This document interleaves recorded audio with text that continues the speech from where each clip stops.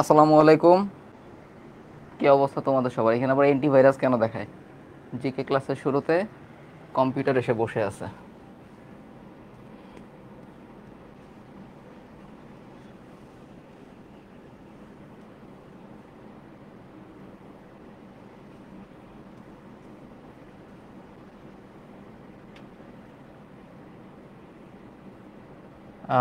আমরা কই জানি ছিলাম? এই যে ইন্দিরার ছবি, তাই না?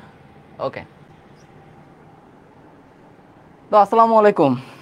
কি অবস্থা তোমাদের সবার? আশা করি সবাই অনেক ভালো আছো। কি রে, কেউ কি আসো নাই এখনো? দেখি তো আমি কি অবস্থা তোমাদের।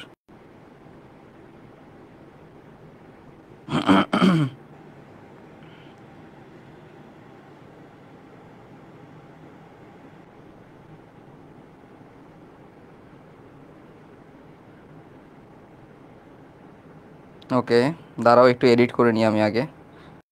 ক্যাপশনে দেয়া খালি মুক্তি, বুঝছো? কিসের মুক্তি বলা নাই, একটু লিখে নি। মুক্তিযুদ্ধ 2। নিজের নামটা লিখতে ভালোই লাগে, সাদি ভাই। ওকে, ফাইন। কিরে, কমেন্ট একদম নীল, কেউ কি আসো নাই এখনো? দেখতেছি না কাউকে আমি। নিজের নামটা লিখতে ভালোই লাগে, সাদি ভাই। Fine. এই কমেন্ট একদম নীল, কেউ কি আসো নাই এখনো? দেখতেছি না কাউকে আমি।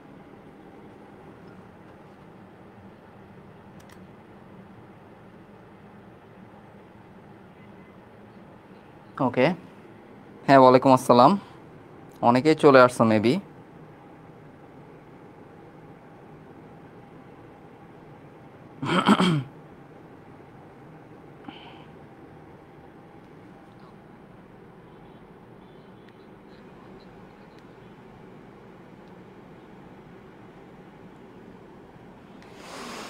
হুম, আছি ভাইয়া, প্রেজেন্ট। ইয়েস, সবার আগে মেনশন দিছি, তাহলে আমিও মেনশন দিয়ে দিছি। আমি গণ মেনশন দিছি। তোমরা তো একজন দুইজনের মেনশন দিবা, ঠিক আছে? মানে ধরো যেসব বন্ধু বান্ধবীর সাথে একটু ভালো সম্পর্ক তাদের মেনশন দিবা, আর বাকি কাউরে দিতে পারবা না তোমরা। তো আমি গণহারে মেনশন দিয়ে দিছি, এখন না আসলে খবর আছে। তাড়াতাড়ি চলে আসো। কতদিন পর ভাইয়া আপনার ক্লাস? কতদিন পরে? আমি সেদিনও তোমাদের একটা রক্ত ক্লাস নিয়েছিলাম, স্পেশালি দুরন্ত প্রয়াসে, তাই না? দুরন্ত প্রয়াসে রক্ত ক্লাস নিয়েছিলাম, বাট রক্ত ক্লাস যে নিয়েছি এটা আমি আসলে নিজেও বুঝি নাই। কারণ কি? কারণ কেউ কিছু বলে নাই, আর কোনো রিভিউ টিভিউ কে পোস্ট করে নাই, এই জন্য আমি জানি না আমি যে রক্ত ক্লাস যে নিয়েছি, আমি ভুলে গেছি আসলে। অনেক দিন পর তোমাদের সাথে দেখা, রাইট? ওকে। হ্যাঁ, ওয়ালাইকুম আসসালাম। আজকে আমরা যুদ্ধ, ঠিক আছে, যুদ্ধ। যুদ্ধ এখনো শেষ হয় নাই, মুক্তিযুদ্ধ শেষের পথে, তাই না? মুক্তিযুদ্ধ আজকে শেষের পথে। কি পড়ব আমরা আজকে? ইন্দিরা আন্টিকে নিয়ে পড়াশোনা করব। তারপরে হচ্ছে আমাদের বীরশ্রেষ্ঠদের নিয়ে পড়াশোনা করব। তারপরে আরও কিছু ভাই ব্রাদার নিয়ে পড়াশোনা করব যারা আমাদের মুক্তিযুদ্ধে অবদান রেখেছিলেন, ঠিক আছে? আবার কিছু ভাই ব্রাদাররা আছে, তারা কি করছে, মুক্তিযুদ্ধ ভিত্তিক কিছু চলচ্চিত্র, তারপরে সাহিত্য, তারপরে হচ্ছে ভাস্কর্য, যেগুলো উপহার দিয়ে রেখে গেছে। কিন্তু সমস্যা একটাই। কি সমস্যা? তারা হয়তো বা দেশের জন্য অনেক দলিল রচনা করছে, বাট আমাদের জন্য আহ, পড়ার বোঝাটা বাড়াই গেছে আসলে, এই সাহিত্য রচনা কিংবা এই কবিতা রচনার মাধ্যমে, ভাস্কর্য সৃষ্টি করার মাধ্যমে তারা আরও পড়ার বোঝাটা বাড়াই দিছে। তাই তোমাদের পক্ষ থেকে আমি তাদের প্রতি নিন্দা জ্ঞাপন করলাম। ওকে। ওকে, ফাইন। মজা করে বললাম, কেউ আবার এই কথা আবার কেটে নিয়ে পোস্ট করো না, ঠিক আছে? একটু অফ করে দিই, তারা মনে হয় ভালো মতো দেখাবে, রাইট? ইয়েস, চলে আসছে। হ্যাঁ, সবাই চলে আসছো, রাইট? আবার কে বলে ইসরায়েলের নাকি পতাকা উড়ায়? পাগলারা। ঠিক আছে, তোমরা তো সবাই পাগলা, কোনো ঠিক ঠিকানা নাই তোমাদের। সবাই ক্লাসের দিকে মনোযোগ দাও, সবাই ক্লাসে, আমরা ফেরত আসি, ঠিক আছে? যুদ্ধ করছি, যুদ্ধ করে দেশটাকে স্বাধীন করছি। এখন সেসব ভাই ব্রাদার্সকে নিয়ে আমরা পড়াশোনা করব যারা আমাদের মুক্তিযুদ্ধে অবদান রেখেছিলেন, ঠিক আছে? তাদের নিয়ে আমরা পড়াশোনা করব। ওকে, ফাইন, তাহলে সবাই রেডি তো? আমি আসলে কমেন্ট দেখতে পারছি না এখন। হ্যাঁ, এখন আসছে। ইয়েস। তানভীর বলছে আমি কাউকেই দিই না মেনশন, ভেরি গুড। আমি কাউকে মেনশন দিই না, এটা আবার তুমি বলতেছো আয়শা, তোমার বন্ধুরা ধরে মারবে তোমাকে। ওকে, ফাইন। হ্যাঁ, ওয়ালাইকুম আসসালাম। চলো দেরি না করে আমরা শুরু করি। তাহলে প্রথম কথা, আমরা জানি, কি জানি, শেখ মুজিবের একজন বান্ধবী ছিলেন, বান্ধবীর নাম ছিল ইন্দিরা গান্ধী। এই ইন্দিরা গান্ধী ছিলেন মুক্তিযুদ্ধের সময় তৎকালীন ভারতের প্রধানমন্ত্রী। এগুলো তো আমরা গত ক্লাসেও পড়ছিলাম। এখন আমরা একজন বিখ্যাত ব্যক্তিকে নিয়ে পড়াশোনা করব, জর্জ হ্যারিসন। জর্জ হ্যারিসন তিনি ছিলেন ইংরেজ, ঠিক আছে। পরীক্ষায় কখনো কখনো কখনো আসতে পারে যে জর্জ হ্যারিসনের জাতীয়তা কি ছিল, তিনি কি ইংলিশ ছিলেন নাকি তিনি ইউএসএ ছিলেন। তিনি ছিলেন হচ্ছে ইংলিশ, ঠিক আছে, ইংরেজ ছিলেন জর্জ হ্যারিসন। হ্যাঁ, না না নিন্দা জ্ঞাপন প্লিজ, আর কেউ নিন্দা জ্ঞাপন করবো না, অনেক নিন্দা জ্ঞাপন করছি। ওকে ফাইন, তাহলে দেখো জর্জ হ্যারিসন ছিলেন কিন্তু ইংরেজ একজন নাগরিক, কিন্তু তিনি গান গাইছেন কোথায়? আমেরিকায় বসে। তো George Harrison concert for Bangladesh, এটা একটা কনসার্টের আয়োজন করা হয়েছিল, যেই কনসার্টের টিকিটের যে অর্থটা তারা তুলতে পারছিল সেটা ভারতে বাংলাদেশের শরণার্থী শিবিরে তারা বিতরণ করে দেয়। অনেক টাকা পয়সা উঠছিল, ডলারে উঠছিল, বুঝছো, টাকায় ওঠে না, ডলারে উঠছে। তো সেই কনসার্ট ফর বাংলাদেশটা হয়েছিল 1 আগস্ট। কনসার্ট ফর বাংলাদেশ কবে হয়েছে? 1 আগস্ট হয়েছে, যুক্তরাষ্ট্রের মেডিসন স্কয়ার গার্ডেনে। তো তোমাদের একটা কথা বলে রাখি যে গতবারেও আমাদের একটা কনসার্ট হয়েছিল। গতবারে আমাদের একটা কি হয়েছিল, কি রে এটা কি আসে, ওকে একটু দাঁড়াও, এখন চলে আসছে আবার। দেখো গতবারেও আমাদের একটা কনসার্ট করছিলাম আমরা। তো কনসার্টের ডুয়েট গাইছিল কারা কারা একটু দেখি। কনসার্টে ডুয়েট গাইছিল হচ্ছে অন্তর ভাই এবং রাহাত ভাই, এই দুজন হচ্ছে ডুয়েট গাইছিল। সেই কনসার্টটা হয়েছিল কোথায়? বাংলাদেশের কেআইবি গার্ডেনে, কৃষিবিদ ইনস্টিটিউট। ওকে, তো গতবার যারা আসলে চান্স পাইছিল তারা এই অন্তর ভাই এবং রাহাত ভাইয়ের মনোমুগ্ধকর সন্ধ্যা উপভোগ করতে পারছিল। তো একটু কথা বলি এটা নিয়ে, তোমাদের আসলে পড়াশোনায় তাহলে মনোযোগটা আসবে আমি মনে হয়। কি কথা বলি সেটা, আসলে আমাদের তো পার্টিসিপেন্ট অনেক বেশি ছিল, বুঝছো, প্রায় 1000-এর মতো পার্টিসিপেন্ট ওইখানে আসছিল আমরা যে সংবর্ধনা দিছিলাম এডমিশন প্রোগ্রামের পরে, রেজাল্টের পরে। তো সংবর্ধনায় 1000 জন মানুষের মতো আসছিল। তো মাহাতাম সাকিবকে আমরা আনছিলাম হচ্ছে কনসার্টের জন্য। তো সে এসে কী করলো, গান টান গাইলো, সবাই এতই বিমোহিত হলো যে কাচ্চি খাওয়ার জন্য ডাকতেছি, আয় কাচ্চি খাইতে, হায় তোদের ডিনারের আয়োজন করছি, কেউ বেরোচ্ছে না। তো তখন আমরা কাকে পাঠাইলাম? অন্তর্দা এবং হচ্ছে রাহাত ভাই, এই দুইজন ডুয়েটকে আমরা পাঠাইলাম, যা তোরা গেয়ে আয়, দর্শক তো আছেই। তো অন্তর আর রাহাত যখনই গান গাওয়া শুরু করছে তখনই দেখি মানে মানুষজন পরিমরি করে দৌড় দিছে। ওকে, কেউ আর ভিতরে থাকে নাই, সবাই দৌড় দিয়ে বাইরে চলে আসছে। তো এরকম একটা মনোমুগ্ধকর ভয়ঙ্কর সন্ধ্যা তারা উপহার দিছিল কনসার্ট ইন কেআইবি। যাই হোক, আমরা ছিলাম কনসার্ট ফর বাংলাদেশে, যেটা হয়েছিল কোথায়? যুক্তরাষ্ট্রের মেডিসন স্কয়ার গার্ডেনে।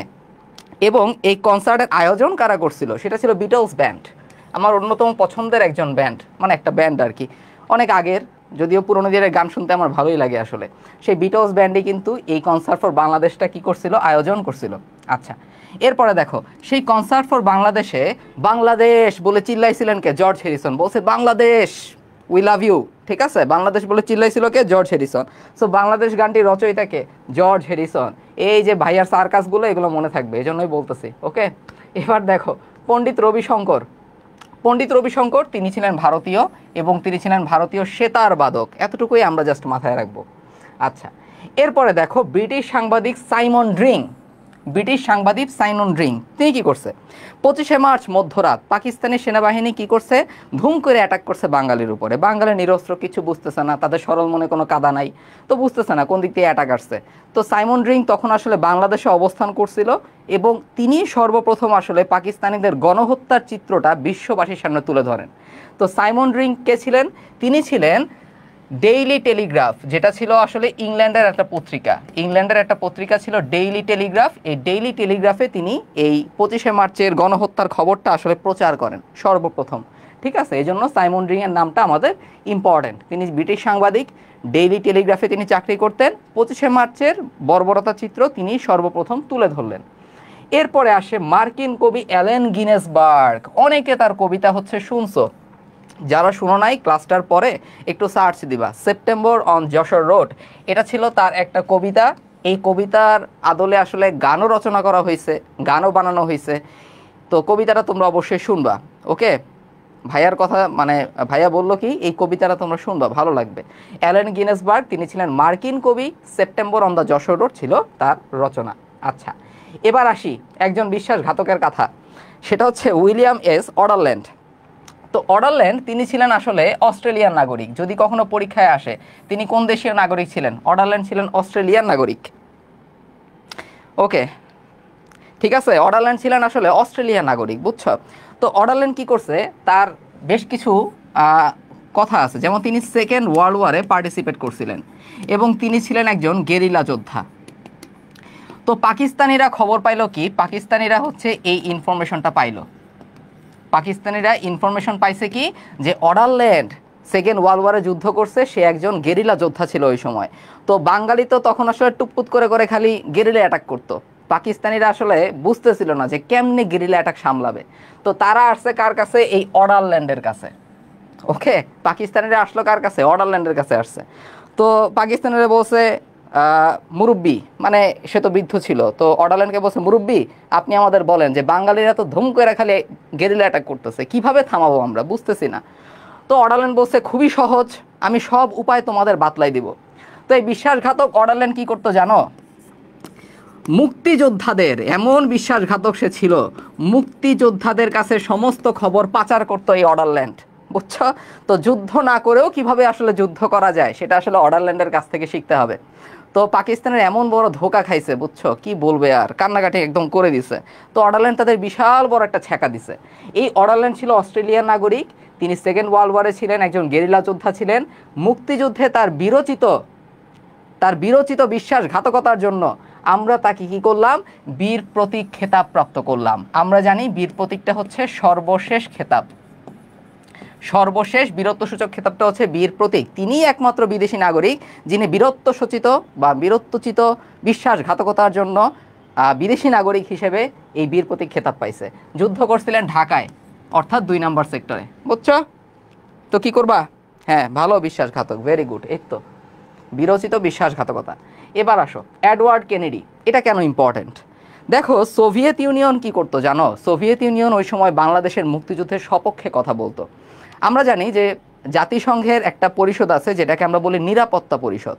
নিরাপত্তা পরিষদের স্থায়ী সদস্য আছে 5টা, ইউনাইটেড কিংডম, তারপর আছে মার্কিন যুক্তরাষ্ট্র, তারপর আছে হচ্ছে চায়না, তারপর আছে হচ্ছে ফ্রান্স, এবং লাস্টে হচ্ছে আমাদের China, France, UK, USA, China, France, এই আরেকটা কি জানি রে, ভুলে গেলাম কেন,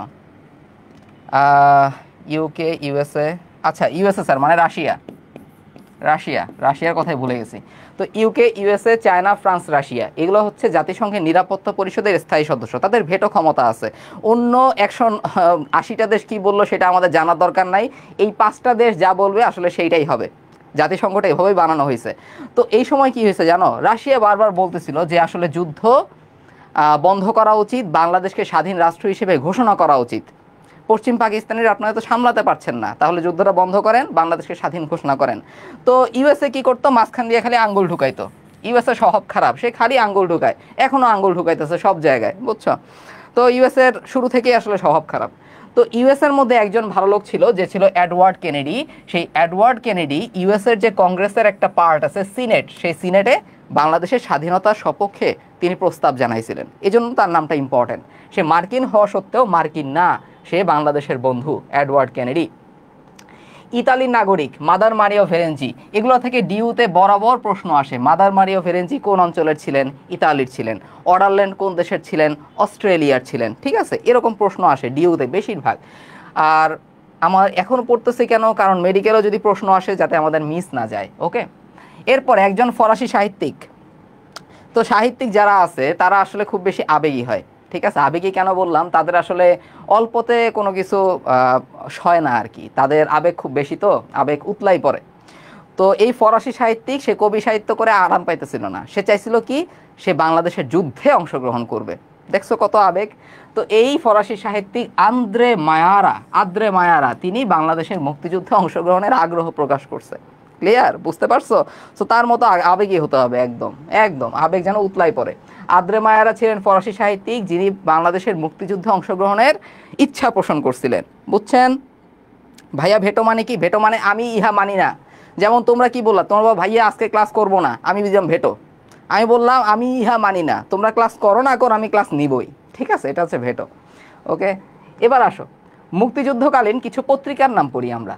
তো দৈনিক প্রথম আলো, ইত্তেফাক, এগুলো সব এইসব পত্রিকা আমাদের পরীক্ষায় আসবে না, আসবে কোনটা কোনটা বলি। প্রথম হচ্ছে জয় বাংলা, জয় বাংলা বলে থেমে যাবা, জয় বঙ্গবন্ধু এখন আর বলার দরকার নাই, ঠিক আছে, জয় বাংলা পর্যন্ত থেমে যাবা, এত আবেগের দরকার নেই। তো এই জয় বাংলা যে পত্রিকাটা ছিল সেটা স্বাধীন বাংলাদেশের প্রথম সংবাদপত্র। ওরে বাপরে বাপ, এই যেটা একটা ওয়াও ইনফো, বুঝছো? এই জয় বাংলা পত্রিকা স্বাধীন বাংলাদেশের প্রথম সংবাদপত্র, মনে রাখতেই হবে। এবার আমাদের একজন বঙ্গবীর ছিল, এই বঙ্গবীরের নাম কি? বঙ্গবীরের নাম হচ্ছে কাদের সিদ্দিকী। সে টাঙ্গাইলে ফাটাই ফেলছিল একদম, মানে পাকিস্তানির জয়েন্টে জয়েন্টে মেরে ফাটাই ফেলছিল। এই জন্য তাকে আমরা নাম দিয়েছিলাম ওই বঙ্গবীর কাদের সিদ্দিকী। এই বঙ্গবীর কাদের সিদ্দিকী টাঙ্গাইল থেকে একটা পত্রিকা প্রকাশ করে, রণাঙ্গন, ঠিক আছে। এই ব্যক্তিটা কেমন? এই ব্যক্তিটা হচ্ছে মানে বঙ্গবীর ছিল, সে টাঙ্গাইলে যুদ্ধ করছিল এবং টাঙ্গাইলে বসে তার কি সেটা পত্রিকা প্রকাশ করতো রণাঙ্গন নামে, যুদ্ধক্ষেত্র রণাঙ্গন। এরপরে আসো মুজিবনগর। তো মুজিবনগরে কি হয়েছে? বাংলাদেশ সরকার শপথ পাঠ করছে। শপথ মানে কি? বাণী না? অতএব মুজিবনগর থেকে প্রকাশিত পত্রিকা বাংলার বাণী। মুজিবনগর থেকে প্রকাশিত পত্রিকা বাংলার বাণী, শপথ পাঠ করছিল, বাণী পাঠ করছে, বাংলার বাণী। এবার একটা তো মানে প্রেস্টিজ আছে, তাই না? প্রেস্টিজ না, প্রেস্টিজ আছে একটু, যে আমরা কি শুধু বাংলায় পত্রিকা প্রকাশ করব, ইংরেজিতে কিছু প্রকাশ করব না? না হলে তো মানুষজন ভাববে আবুলরা ইংরেজিতে কথা বলতে পারে না, তাই না? এরকম একটা অবস্থা। তো বিশ্ববাসী যাতে আবুল না মনে করে, এজন্য মুজিবনগর একটা ইংরেজি সাপ্তাহিক পত্রিকা প্রকাশ করছিল, নাম দিছিল বাংলাদেশ। সহজ নাম, ঠিক আছে, মাথার মধ্যে আর কোনো নাম আসে নাই, বাংলাদেশ। ওকে, নাম কোনটা? বাংলাদেশ। কারণ এই নামেই আসলে বিশ্ববাসী ভালোভাবে জানতে পারতো যে বাংলাদেশে কি হয়েছে, একটা দেশের নামে একটা পত্রিকা বাংলাদেশ, এটাও মুজিবনগর থেকে প্রকাশিত। আচ্ছা, তারপরে কি? সেটা হচ্ছে দ্য পিপলস, এটা তেমন ইম্পর্টেন্ট না, বাট এই চারটা ইম্পর্টেন্ট। জয় বাংলা পত্রিকা প্রথম কি স্বাধীন বাংলাদেশের প্রথম সংবাদপত্র। বঙ্গবীর কাদের সিদ্দিকী ফাটাইছে আর একটা পত্রিকা প্রকাশ করে ফেলছে রণাঙ্গন টাঙ্গাইল থেকে। তারপরে মুজিবনগরে শপথ পাঠ করছে বাণী, বাংলার বাণী। পিস্টিজ যাতে পাংচার না হয়, মুজিবনগর থেকে ইংরেজি একটা সংবাদপত্র বের হয়েছে, সংবাদপত্রের নাম হচ্ছে বাংলাদেশ, ঠিক আছে, সহজ নাম বাংলাদেশ। আরে সখিনা কেন আসে ভাই? রাহাত ভাই তোমাদের মাথায় একদম সখিনা ঢুকাই দিয়েছে মনে হচ্ছে একদম, ঠিক আছে, সখিনা টখিনা নাই, আবুল। এবার আসো পাকিস্তানি সংগঠন, ঠিক আছে, পাকিস্তানি কিছু সংগঠনের নাম শুনি। তো প্রথম হচ্ছে শান্তি কমিটি। শান্তি কমিটি, তারা এমন শান্তি চাইতো, ঠিক আছে, কি বলবো আর, নামই দিছে শান্তি কমিটি। তাদের টার্গেট ছিল যারা বেয়াদব মুক্তিবাহিনী আছে তাদেরকে পরাজিত করে দেশটাতে শান্তি ফিরিয়ে আনা, শান্তি কমিটি। এরপরে হচ্ছে রাজাকার, মানে কি? স্বেচ্ছাসেবী। আমরা জানি একটা প্রশ্ন আসতে পারে পরীক্ষায়, বুদ্ধিজীবী হত্যাকাণ্ডে কারা অংশ নিছিল? আল বদর। তাহলে বদে বদর আছে আর বদে বুদ্ধিজীবী আছে। আল বদর বুদ্ধিজীবী হত্যাকাণ্ডে অংশ নিছিল। এই দুটো খুব ইম্পর্টেন্ট ইনফো, এই জন্য এখান থেকে দেখাই দিলাম। আচ্ছা, মুরব্বি উহু উহু, চিনটাপাক ডাম ডাম, এগুলো কি আসলে? এগুলো কি বলতেছো তোমরা? হ্যাঁ বলো তো। ভাইয়া মাঝে মধ্যে ক্লাস নেওয়ার সময় এগুলো বলতে পারে, বাট তোমাদের এগুলো বলার অধিকার নাই, আমি ভেটো দিছি। ওকে, এগুলো বলবো না কেউ, ক্লাসের মধ্যে ফেরত আসো। না না, আমি চাই না তোমরা আমার এইসব এইসব জিনিস, এইসব জিনিসে কি আমি আবার ভেটো দিলাম, তোমরা আমার এইসব জিনিসপত্র ঠিক করতে পারবো না, ঠিক আছে? আচ্ছা, তাহলে কি? হ্যাঁ, ওয়াও ইনফো, রাইট। হ্যাঁ, এইটা ঠিক আছে, আবুল হলো সখিনার মেল ভার্সন, ওকে মানলাম, যাও। এবার আসো মুক্তিযুদ্ধের খেতাব। অনেক বীর, তুমি অংশ নিছো, তোমার বন্ধু অংশ নিছে, আমি অংশ নিছি, কিন্তু সবাই তো বীর না, তাই না? কেউ কেউ বাংকারের মধ্যে খালি লুকায় থাকতো, মাথাটা ঢুকায়া, ধরো একটু গুলি আসছে, মাথাটা ধুম করে একটু নামাই দিল, ওকে, কোনো ঠিক ঠিকানা নাই, তো এরা বীর না। বীর কারা? যারা বীর ছিল তাদের আমরা বীরত্বসূচক খেতাব দিছি, ওকে। তো বীরত্বসূচক খেতাব কি কি আছে একটু দেখি ফার্স্টে। প্রথম হচ্ছে বীর শ্রেষ্ঠ, তারপরে বীর উত্তম, তারপরে বীর বিক্রম, তারপরে বীর প্রতীক। বীরশ্রেষ্ঠ, বীর উত্তম, বীর বিক্রম, বীর প্রতীক। আমরা বর্তমান সংখ্যাটা পড়বো, পূর্বের সংখ্যাটা আমাদের তো পড়তে বেশি মন চায় না, তাই না? বেশি কেন পড়বো, অল্প পড়বো। তাহলে দেখো, বীরশ্রেষ্ঠ 7 জন, বীর উত্তম 67, বীর বিক্রম 174, বীর প্রতীক 424। অনেক নাম্বার তোমরা মুখস্থ করো, আমি জানি। এই নাম্বারটা একটু মুখস্থ করো তো ভাই, 07671744224, এই নাম্বারটা একটু মুখস্থ রাখো। সখিনা জরিনার নাম্বার মুখস্থ রেখে লাভ নাই, এই নাম্বারটা মুখস্থ রাখো, পরীক্ষায় কাজে আসবে। 07671744224, ঠিক আছে, মনে থাকবে। আচ্ছা, তাহলে এই হচ্ছে আমাদের খেতাব প্রাপ্তদের নাম। তো এই যে খেতাব আমরা দিলাম, কবে দিছি খেতাব? খেতাবটা দিছি হচ্ছে যুদ্ধ হইল 1971-এ। 1972 চলে গেল, লাড়ালাপ্পা করতে করতে কিচ্ছু হয় নাই। 1973 চলে আসলো। 1973 সালের 15ই ডিসেম্বর আমরা এই খেতাবগুলো বন্টন করছি, মনে থাকবে?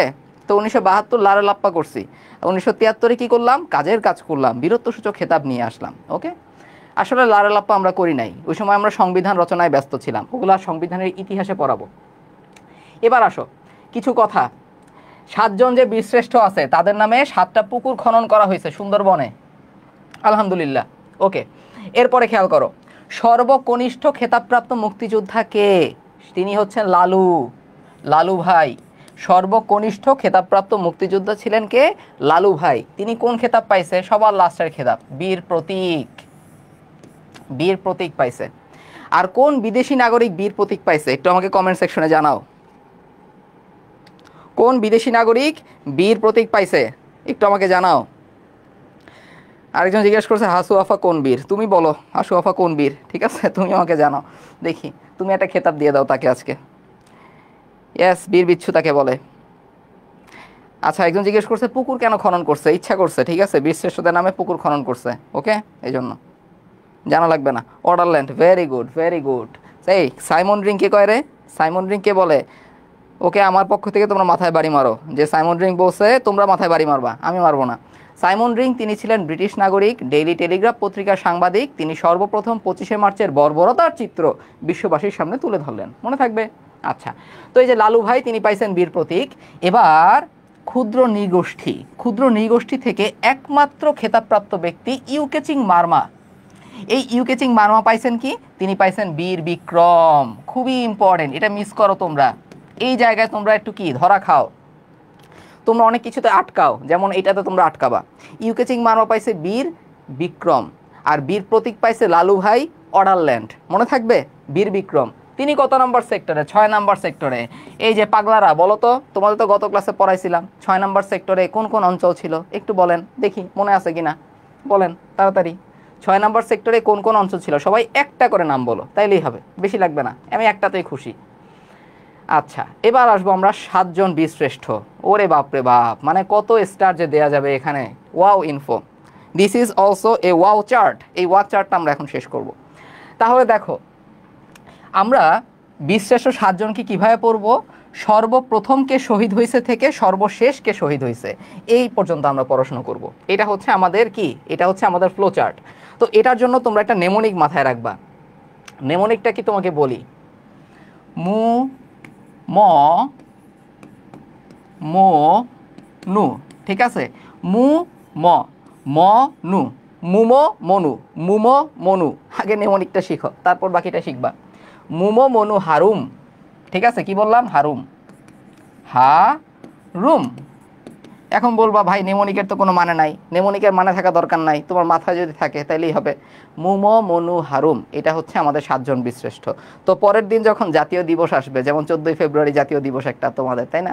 তো এই 14ই ফেব্রুয়ারি জাতীয় দিবসে যদি সাংবাদিকরা এসে প্রশ্ন করে 7 জন বীরশ্রেষ্ঠের নাম বলেন, তুমি বলবা কি? মনু হারুম বললে হবে? হবে না। তাহলে কি করতে হবে? নাম শিখতে হবে। এখন খেয়াল করো, মুতে হচ্ছে মুন্সি আব্দুর রৌফ, মোতে হচ্ছে কি? সিপাহী মোস্তফা কামাল, সিপাহী মোস্তফা কামাল। মনে রাখবা, সিপাহী যত নাম আছে তারা সেনাবাহিনীর সদস্য, আর ল্যান্স নায়ক যারা আছে তারা ইপিআর এর সদস্য। ইপিআর মানে আনসার বাহিনী, ইপিআর মানে কি? আনসার বাহিনী। ওকে, আচ্ছা, ইস্ট পাকিস্তান রাইফেলস আনসার বাহিনী না, অ্যাকচুয়ালি এরা হচ্ছে তোমার বর্তমানে যারা বর্ডার গার্ড বাংলাদেশ যারা আছে সেই বাহিনী বলতে পারি আমরা, ইস্ট পাকিস্তান রেজিমেন্ট। তারপরে দেখো, মতে হচ্ছে মতিউর রহমান ফ্লাইট লেফটেন্যান্ট, বিমান বাহিনীর ছিল। এরপরে মুতে কি? আমাদের কি? মুমো মনু। নুতে হচ্ছে নূর মোহাম্মদ শেখ, ঠিক আছে? নূর মোহাম্মদ শেখ, তিনিও ছিলেন ল্যান্স নায়েক। ওকে, এরপরে আসে হারুম, বললা তুমি। হারুম মানে কি? হাতে হচ্ছে হামিদুর রহমান, সিপাহী হামিদুর রহমান, সিপাহী হামিদুর রহমান। রুতে হচ্ছে রুহুল আমিন, তিনিও নৌবাহিনীর ছিল। ওকে, আর মতে হচ্ছে ক্যাপ্টেন মহিউদ্দিন জাহাঙ্গীর, ক্যাপ্টেনও কি? সেনাবাহিনীরই কিন্তু সদস্য, মনে থাকবে জিনিসটা। ক্যাপ্টেন কি? ক্যাপ্টেনও হচ্ছে আমাদের সেনাবাহিনীর সদস্য। ওকে, আচ্ছা, টেম্পু তো তোমরা চালাও, এই জন্যই তো বললাম। মুমো মনু হারুম, মুন্সি আব্দুর রৌফ, তারপরে কি আমাদের মোস্তফা কামাল, মতিউর রহমান, নূর মোহাম্মদ শেখ, হারুমে হামিদুর রহমান, রুতে রুহুল আমিন, আর মতে মহিউদ্দিন জাহাঙ্গীর। শেষ, মনে থাকবে তো জিনিসটা। এবার আসেন, এবার এখান থেকে আর কি পড়বো দেখো। তাহলে সর্বপ্রথম কোন বীরশ্রেষ্ঠ শহীদ হয়? মুন্সি আব্দুর রউফ। লিখে রাখো, লিখে রাখা লাগবে না, এই পিডিএফ তোমাদেরকে আমি দিয়ে দিব। সর্বপ্রথম কে শহীদ হয়? বীরশ্রেষ্ঠ মুন্সি আব্দুর রউফ। মনে থাকবে? একটা গেল। আচ্ছা, তারপরে দেখো সিপাহী হামিদুর রহমান, তিনি ছিলেন সর্বকনিষ্ঠ বীরশ্রেষ্ঠ, সর্বকনিষ্ঠ বীরশ্রেষ্ঠ। হারুম ইজ ইকুয়াল টু হাউন আঙ্কেল না, হারুম হচ্ছে বীরশ্রেষ্ঠ। ওকে, আচ্ছা, তাহলে আমাদের কি সর্বকনিষ্ঠ কে? সিপাহী হামিদুর রহমান। মনে থাকবে? আর মতে হচ্ছে মহিউদ্দিন জাহাঙ্গীর, তিনি ছিলেন সর্বশেষ শহীদ হওয়া বীরশ্রেষ্ঠ। সর্বশেষ শহীদ হওয়া বীরশ্রেষ্ঠকে ক্যাপ্টেন মহিউদ্দিন জাহাঙ্গীর। মনে থাকবে তো জিনিসটা? আচ্ছা, এরপরে কি আসবে? তাদের সেক্টরটা খুবই গুরুত্বপূর্ণ। তো আমি এখানে একটু লিখি, তোমরা একটু খেয়াল করো। মু ম ম নু হা রুম। ওকে, মু ম ম নু হা রুম। এবার আমি আরেকটা নাম্বার লিখব, 1 2 0, তারপরে কি 8,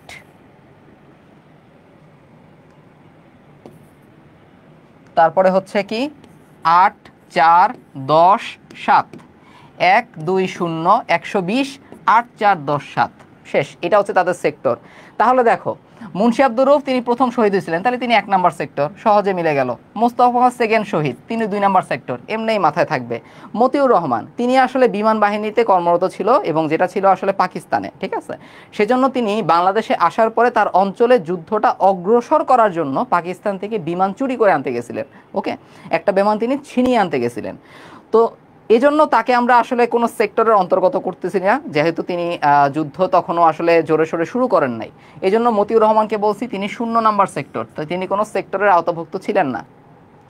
নুতে হচ্ছে কি Nur Mohammad Sheikh 8 number sector, Hamidur Rahman 4 number sector, Ruhul Amin 10 number, আর হচ্ছে মতিউর রহমান কি মহিউদ্দিন জাহাঙ্গীর কি 7 নাম্বারে হবে। ওকে, এবার আসেন তাদের সমাধিস্থলটা আমরা এখন দেখব। খেয়াল করো, তাদের সমাধিস্থলটা আমরা এখন দেখব। ভাইয়া এটা কোন বই থেকে পড়াচ্ছেন? আমরা আরটিডিএস এর জিকে ইংলিশ বই থেকে পড়াচ্ছি। ওকে ওকে ফাইন। তো এখন খেয়াল করো সমাধিটা কেমনে পড়বো? 1 নাম্বার সেক্টরে কোনটা জানি ছিল রে? চিটাগাং ছিল। তাহলে সমাধি কোথায় হবে? রাঙামাটির নানিয়ার চর। মুখস্থ করার কোনো দরকার আছে? একটা মনে রাখবা, তাইলেই হবে। রাঙামাটির নানিয়ার চরে মুন্সি আব্দুর রউফের সমাধি। 2 নাম্বার সেক্টরে আমার ঢাকা ছিল, আমার ব্রাহ্মণবাড়িয়া ছিল, আমার ভৈরব ছিল। অতএব মোস্তফা কামালের সমাধি কোথায়? ব্রাহ্মণবাড়িয়ায়। কাহিনী শেষ। এরপরে খেয়াল করো আমরা মতিউর রহমানকে নিয়ে আমরা একটু পরে পড়তেছি, এখন পড়বো না। আমরা পড়বো 8 নাম্বার, মানে নূর মোহাম্মদ শেখ। 8 নাম্বারে কোনটা যেন ছিল? যশোর ছিল, কুষ্টিয়া ছিল, মেহেরপুর ছিল, মুজিবনগর ছিল, সব কিছু। সো তার সমাধিস্থল হবে যশোরে। যশোরেরটাই মাথায় রাখো। 8 নাম্বার সেক্টর মানে হচ্ছে যশোর। এরপরে আসো রুহুল আমিন, তিনি ছিলেন 10-এ। 2টা আমি বাদ দিছি, পরে বলতেছি। রুহুল আমিন ছিল 10 নাম্বার সেক্টরে, তিনি নৌবাহিনীতে কর্মরত ছিলেন এবং তার সমাধিস্থল ছিল কোথায়? খুলনায়, রূপসা নদীর তীরে। কারণ নৌ সেক্টর, তিনি নদীর মধ্যেই যুদ্ধ করছেন, এজন্য নদীর পাশেই তার সমাধিস্থল, খুলনার রূপসা নদীর তীরে। খুব ইম্পর্টেন্ট, যেহেতু একটা নদীর সাথে রিলেটেড, এজন্য ইম্পর্টেন্ট। এরপরে আসো ক্যাপ্টেন মহিউদ্দিন জাহাঙ্গীর, যিনি সর্বশেষ শহীদ বীরশ্রেষ্ঠ ছিলেন। তো তিনি কি? তিনি 7 নাম্বার সেক্টর। আমার খুব পছন্দের সিএনজি, চাপাই নবাবগঞ্জ। তাহলে চাপাই নবাবগঞ্জে ছোট সোনা মসজিদ প্রাঙ্গণে আমাদের বীরশ্রেষ্ঠ মহিউদ্দিন জাহাঙ্গীরের সমাধি। তাহলে এই লাস্টের 2টা খুব বেশি পরিমাণে গুরুত্বপূর্ণ। চাঁপাইনবাবগঞ্জের ছোট সোনা মসজিদের নির্মাতাকে দেখি তো, একটু বলেন তো, পড়াইছি তো তোমাদের, তাই না? চাঁপাইনবাবগঞ্জের ছোট সোনা মসজিদের নির্মাতাকে ছিলেন, ঠিক আছে? এই জিনিসটা আমাকে একটু কমেন্ট সেকশনে জানাবো তোমরা। Okay fine. এবার দেখো, বাদ দিছিলাম, বাদ দিয়ে অনেকে খুশি হয়েছিল, ভাবছিল পড়া লাগবে না। না, তোমাদের খুশিতে আমি পানি ঢালি। ওকে চলো, মতিউর রহমান তিনি যখন পাকিস্তান থেকে বিমানটাকে ছিনায় আনা শুরু করছেন, তখনই পাকিস্তানিরা বিমানটাকে ভূপাতিত করে ফেলছে। তাহলে মতিউর রহমান শহীদ হলেন কোথায়? পাকিস্তানে। তাকে মাসরুর বিমান ঘাঁটিতে সমাধিস্থ করা হয়। যখন বাংলাদেশ স্বাধীন হলো, আমরা ভাবলাম না আমাদের একজন বীরশ্রেষ্ঠ, তার সমাধি যদি পাকিস্তানে থাকে, আমরা কবর জিয়ারত করতে পাকিস্তানে যাওয়া লাগবে, এটা তো সম্ভব না, ফিরায় আনতে হবে। এজন্য আমরা তার নিয়ে আসলাম কোথায়? মিরপুরের বুদ্ধিজীবী কবরস্থানে। মনে থাকবে? তাহলে মতিউর রহমানের সমাধি কোথায়? মিরপুরের বুদ্ধিজীবী কবরস্থানে। 2006 সালে আমরা তার সমাধিটা ফিরাই আনি। এবার আসো সিপাহী হামিদুর রহমান। তিনি হচ্ছেন 4 নম্বর সেক্টরে যুদ্ধ করছেন। 4 নম্বর সেক্টরে ছিল সিলেটের পূর্বাঞ্চল, তো এর পাশেই ছিল আসলে ত্রিপুরা। তো তিনি ত্রিপুরায় শহীদ হয়ে যান এবং ত্রিপুরায় তাকে সমাধিস্থ করা হয়। যেই কথা, তার সমাধি ইন্ডিয়ায় থাকলে তো হবে না, বাংলাদেশে নিয়ে আসতে হবে। যখনই নিয়ে আসলাম, দাফন করলাম কোথায়? মিরপুরের বুদ্ধিজীবী কবরস্থানে। মনে থাকবে? সো আমাদের মতিউর রহমান এবং হচ্ছে আর কার কথা বললাম জানি, আর বললাম হচ্ছে আমাদের এই যে হামিদুর রহমান, এই দুজনের সমাধি কোথায়? মিরপুরের বুদ্ধিজীবী কবরস্থানে। মহিউদ্দিন জাহাঙ্গীরের সমাধি কোথায়? ছোট সোনা মসজিদ প্রাঙ্গণে। ভেরি গুড, অনেকে কমেন্ট করছে। আলাউদ্দিন হোসেন শাহ, ভাইয়া মৃত্যু তারিখ কি মনে রাখতে হবে? ওয়েট, কামিং সুন, ঠিক আছে, কামিং সুন, ওকে, আসতেছি। এবার আসো, তাহলে চাঁপাইনবাবগঞ্জের ছোট সোনা মসজিদ নির্মাতা আলাউদ্দিন হোসেন শাহ, তার মানে কি বলে, তারাকে ড্যাডি বলে ডাকতো কে? তাকে ড্যাডি বলে ডাকতো তার ছেলে নুসরাত শাহ। সে বানাইছে বড় সোনা মসজিদ, তাই না? সবই পড়াইছি তোমাদের, এগুলা পারবা তোমরা। তো এবার খেয়াল করো মৃত্যু তারিখ। মৃত্যু তারিখটা আসলে এত বেশি ইম্পর্টেন্ট না, বাট আমরা পড়ার জন্য পড়বো। যেমন 8 এপ্রিল প্রথম, যেহেতু একটু ভালোভাবে মাথায় রাখি, 8 এপ্রিল। এর 10 দিন পরে 18 এপ্রিল মোস্তফা কামাল মারা গেছে। মতিউর রহমান মারা গেছে আগস্ট মাসে, 20 আগস্ট। ঠিক আছে, এতটুকু পর্যন্ত মাথায় রাখার পরে আমি বলবো তোমাদের মহিউদ্দিন জাহাঙ্গীরেরটা মনে রাখতে। 14ই ডিসেম্বর বুদ্ধিজীবীরা যেদিন শহীদ হলেন, মহিউদ্দিন জাহাঙ্গীরও সেদিন শহীদ হলেন। ঠিক আছে, সো 14ই ডিসেম্বর মহিউদ্দিন জাহাঙ্গীর মারা গেছিলেন। মনে থাকবে? আচ্ছা, রুহুল আমিন, এটা মনে রাখা আরও সহজ। তিনি 10 নম্বর সেক্টরে যুদ্ধ করছেন, মারাও গেছে 10 ডিসেম্বর। শেষ। বাকি থাকে আর দুইটা। বলছিলাম না ভাইয়া, যাই বাকি রাখবে তোমাদের খুশির উপরে আমি পানি ঢালবো। সেপ্টেম্বর আর অক্টোবর, 5 সেপ্টেম্বর আর হচ্ছে 28 অক্টোবর। শেষ। তাহলে দেখো আবার একটু রিক্যাপ করি। প্রথম শহীদ হলেন 8 এপ্রিল, এর 10 দিন পরে 18 এপ্রিল মোস্তফা কামাল। মতিউর রহমান আগস্ট মাসে মারা গেছে, 20 আগস্ট। লাভ দিছি একটা, মহিউদ্দিন জাহাঙ্গীর। বুদ্ধিজীবীরা যেদিন শহীদ হয়েছে 14ই ডিসেম্বর। ওকে, এরপরে কি?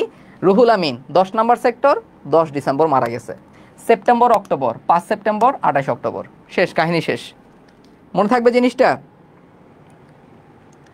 আচ্ছা ঠিক আছে, জিনে বানাইছে, কোনো সমস্যা নাই। সেই জিনে তোমার পরীক্ষায় এসে বলে দিবে যে মহিউদ্দিন জাহাঙ্গীরের সমাধি কোথায়? চাঁপাইনবাবগঞ্জের ছোট সোনা মসজিদ প্রাঙ্গণে। ঠিক আছে, সো চাঁপাইনবাবগঞ্জে যারা আছো তাদের উপর জিন ভর করবে, সমস্যা নাই। তোমরা কি থাকবা, তোমরা টেনশন করবা না, জিনে এসে বলে দিবে অ্যান্সার, প্যারা নাই।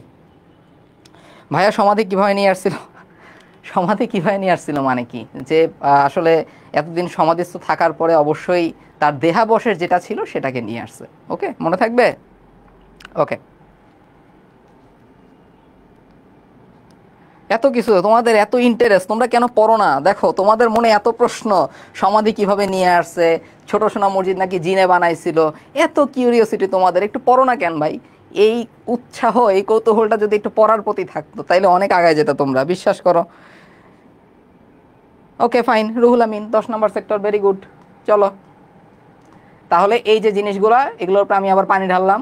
তোমাদের যা ইচ্ছে তোমরা মনে রাখতে পারো, কোনো সমস্যা নাই, যার যেটা আসলে কি হয় যেভাবে মনে থাকে।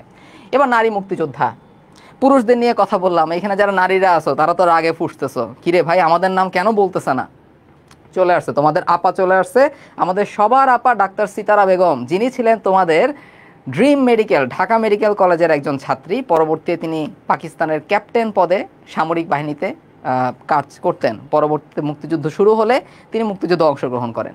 তো ডাক্তার সিতারা বেগম তিনি যুদ্ধ করছেন 2 নম্বর সেক্টরে, যুদ্ধ করছেন ঢাকা শহরে, তিনি যুদ্ধ করছেন এবং তিনি ছিলেন নারীদের মধ্যে প্রথম বীর প্রতীক। বীর প্রতীক সবার লাস্টেরটা, ঠিক আছে, এই জন্য মাইন্ড করো না তোমরা আবার।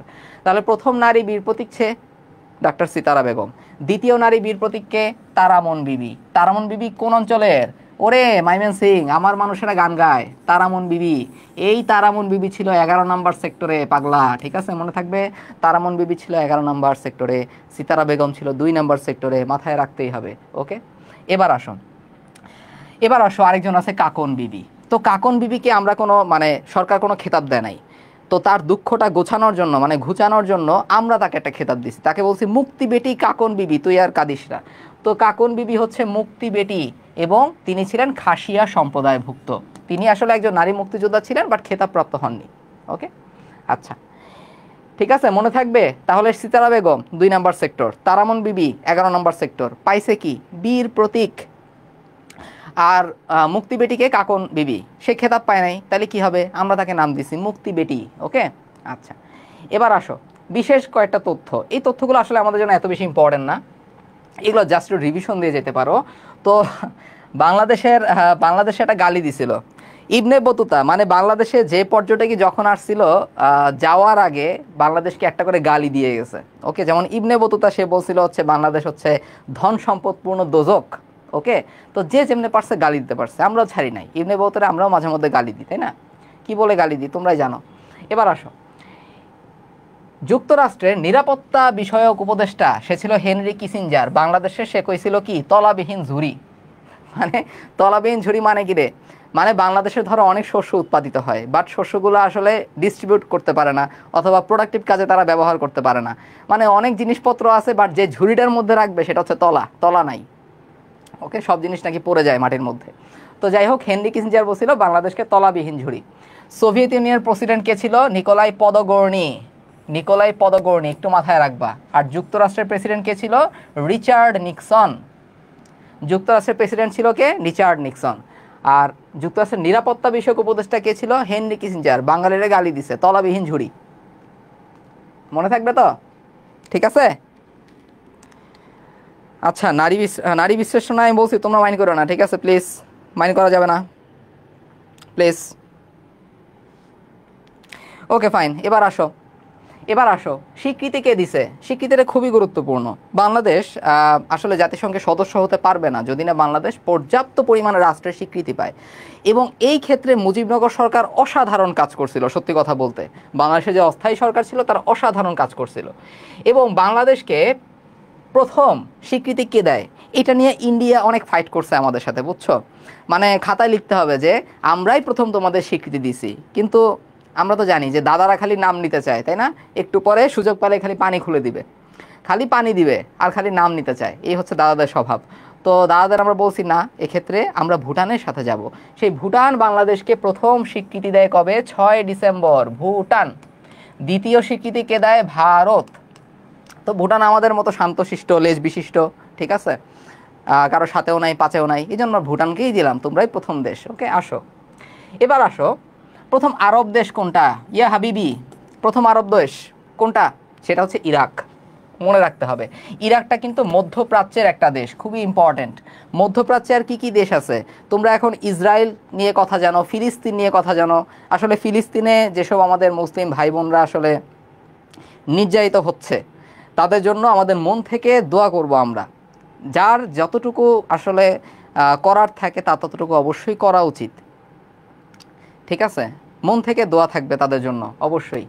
সো ইসরায়েলের মতো ভাইরাস রাষ্ট্রটা যেন খুব মানে বেশি লাফাইতেছে, তো বেশি দিন নাই, পতন হইতে বেশি দেরি নাই। যাই হোক, সেই মধ্যপ্রাচ্যের দেশ অথবা প্রথম আরব দেশ কোনটা বাংলাদেশে স্বীকৃতি দিছে, ইরাক, খুবই ইম্পর্ট্যান্ট। এবার আসো মুসলিম দেশের মধ্যে। তো এশীয় মুসলিম দেশ কারা, আমার ভাই কারা কারা? আমার ভাই হচ্ছে মালয়েশিয়া আর ইন্দোনেশিয়া, তারা প্রথম বাংলাদেশকে স্বীকৃতি দেয় এশীয় মুসলিম দেশ হিসেবে। ওকে, এরপরে আসো আফ্রিকান দেশ হচ্ছে সেনেগাল। এই সেনেগাল সাদিও মানের দেশ, তাই না? আমার মিতা সাদিও মানে, যারা অনেকে ফুটবল চর্চা করো, ঠিক আছে, ফুটবল নিয়ে দেখো, তারা জানো সাদিও মানেকে। তো সেনেগালের সাদিও মানের দেশ সেনেগাল, সেটা ছিল প্রথম আফ্রিকান দেশ যারা বাংলাদেশে স্বীকৃতি দিছে। সেনেগাল একটা মুসলিম দেশ এবং তারা আরব মুসলিম দেশ। আরব কেন বললাম, আসলে যারা আরবি ভাষাভুক্ত, যারা আরবি ভাষায় কথা বলে তাদের আমরা বলি আরব দেশ। সেনেগাল আরবি ভাষায় কথা বলে না, এজন্য আমরা বলছি আরব মুসলিম দেশ, মনে থাকবে। প্রথম ইউরোপীয় দেশ কোনটা, সেটা হচ্ছে পূর্ব জার্মানি। এখানে দেয়া আছে, যদি অপশনে না থাকে পোল্যান্ড দাগাবা। তো প্রথম ইউরোপীয় আসুক, প্রথম সমাজতান্ত্রিক আসুক, সব অ্যান্সার হবে হচ্ছে পূর্ব জার্মানি। উত্তর আমেরিকার দেশ, ওই যে দেখো না কালা কুচকুচ্চা ক্রিস গেল আঙ্কেলদের দেশ, ওয়েস্ট ইন্ডিজ কিন্তু একটা দেশ না, অনেকগুলো দেশ নিয়ে আসলে ওয়েস্ট ইন্ডিজ। ওই একটা দেশ হচ্ছে বারবাডোস, ওয়েস্ট ইন্ডিজের একটা দেশ হচ্ছে বারবাডোস, যেটা আমেরিকার লেজ ধরে ভাবে বসে আছে। তো এটা উত্তর আমেরিকার দেশ হচ্ছে বারবাডোস, প্রথম স্বীকৃতি দিছে। ওশেনিয়া মহাদেশের টোঙ্গা বলে, আমি বলি ঠোঙ্গা, যেভাবে বললে আমার মনে থাকে আমি সেভাবে বলতে পছন্দ করি, ঠোঙ্গারা কি করছে, প্রথম স্বীকৃতি দিছে। দক্ষিণ আমেরিকার দেশ, মাথায় ঢুকতেছে না, দক্ষিণ আমেরিকা কোনটা?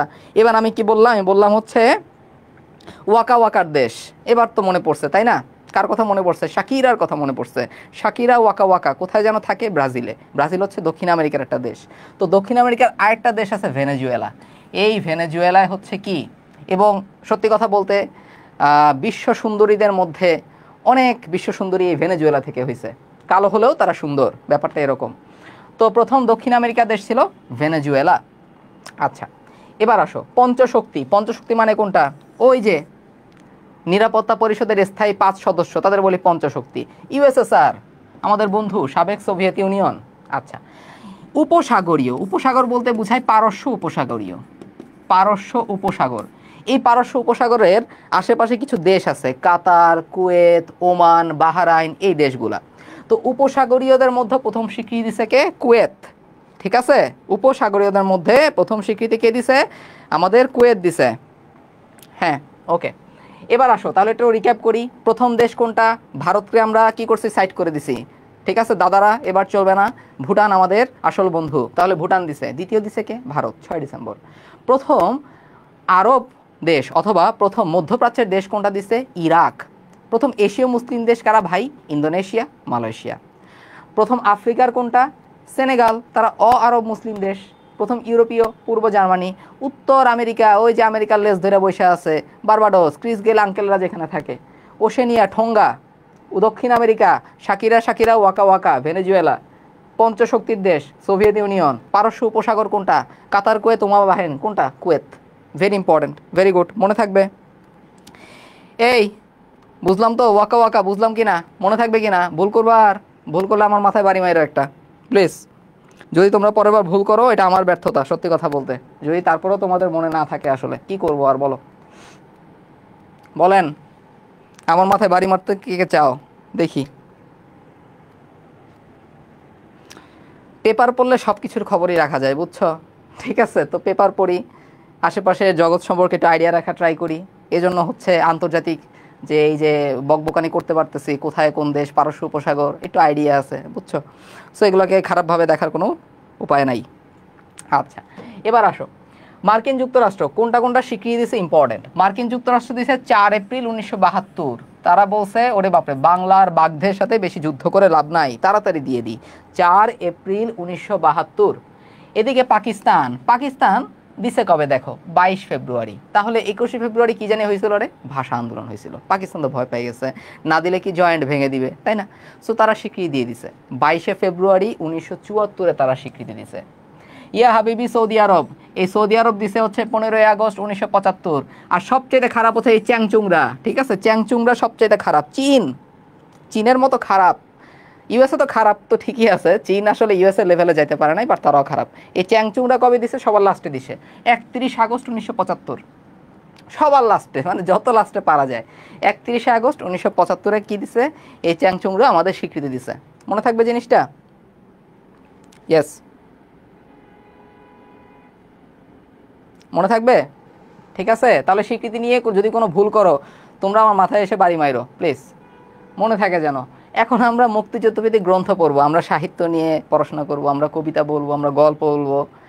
কত মজা, কত আরাম, তাই না? ভাবতেছো কি ভাইয়া কত মজার হবে এই সেকশনটা? আমি বলি দুনিয়ার বোরিং হবে এই ক্লাসটা। ঠিক আছে, এই যে এই চার্টগুলো চলে আসছে, এখন আমরা বোরিং জিনিসপত্র পড়বো। দেখি আমরা বোরিং জিনিসপত্র কতটুকু পড়ে শেষ করতে পারি। এত মজার কিছু নাই, জীবনটা খুব দুঃখের, বুঝছো?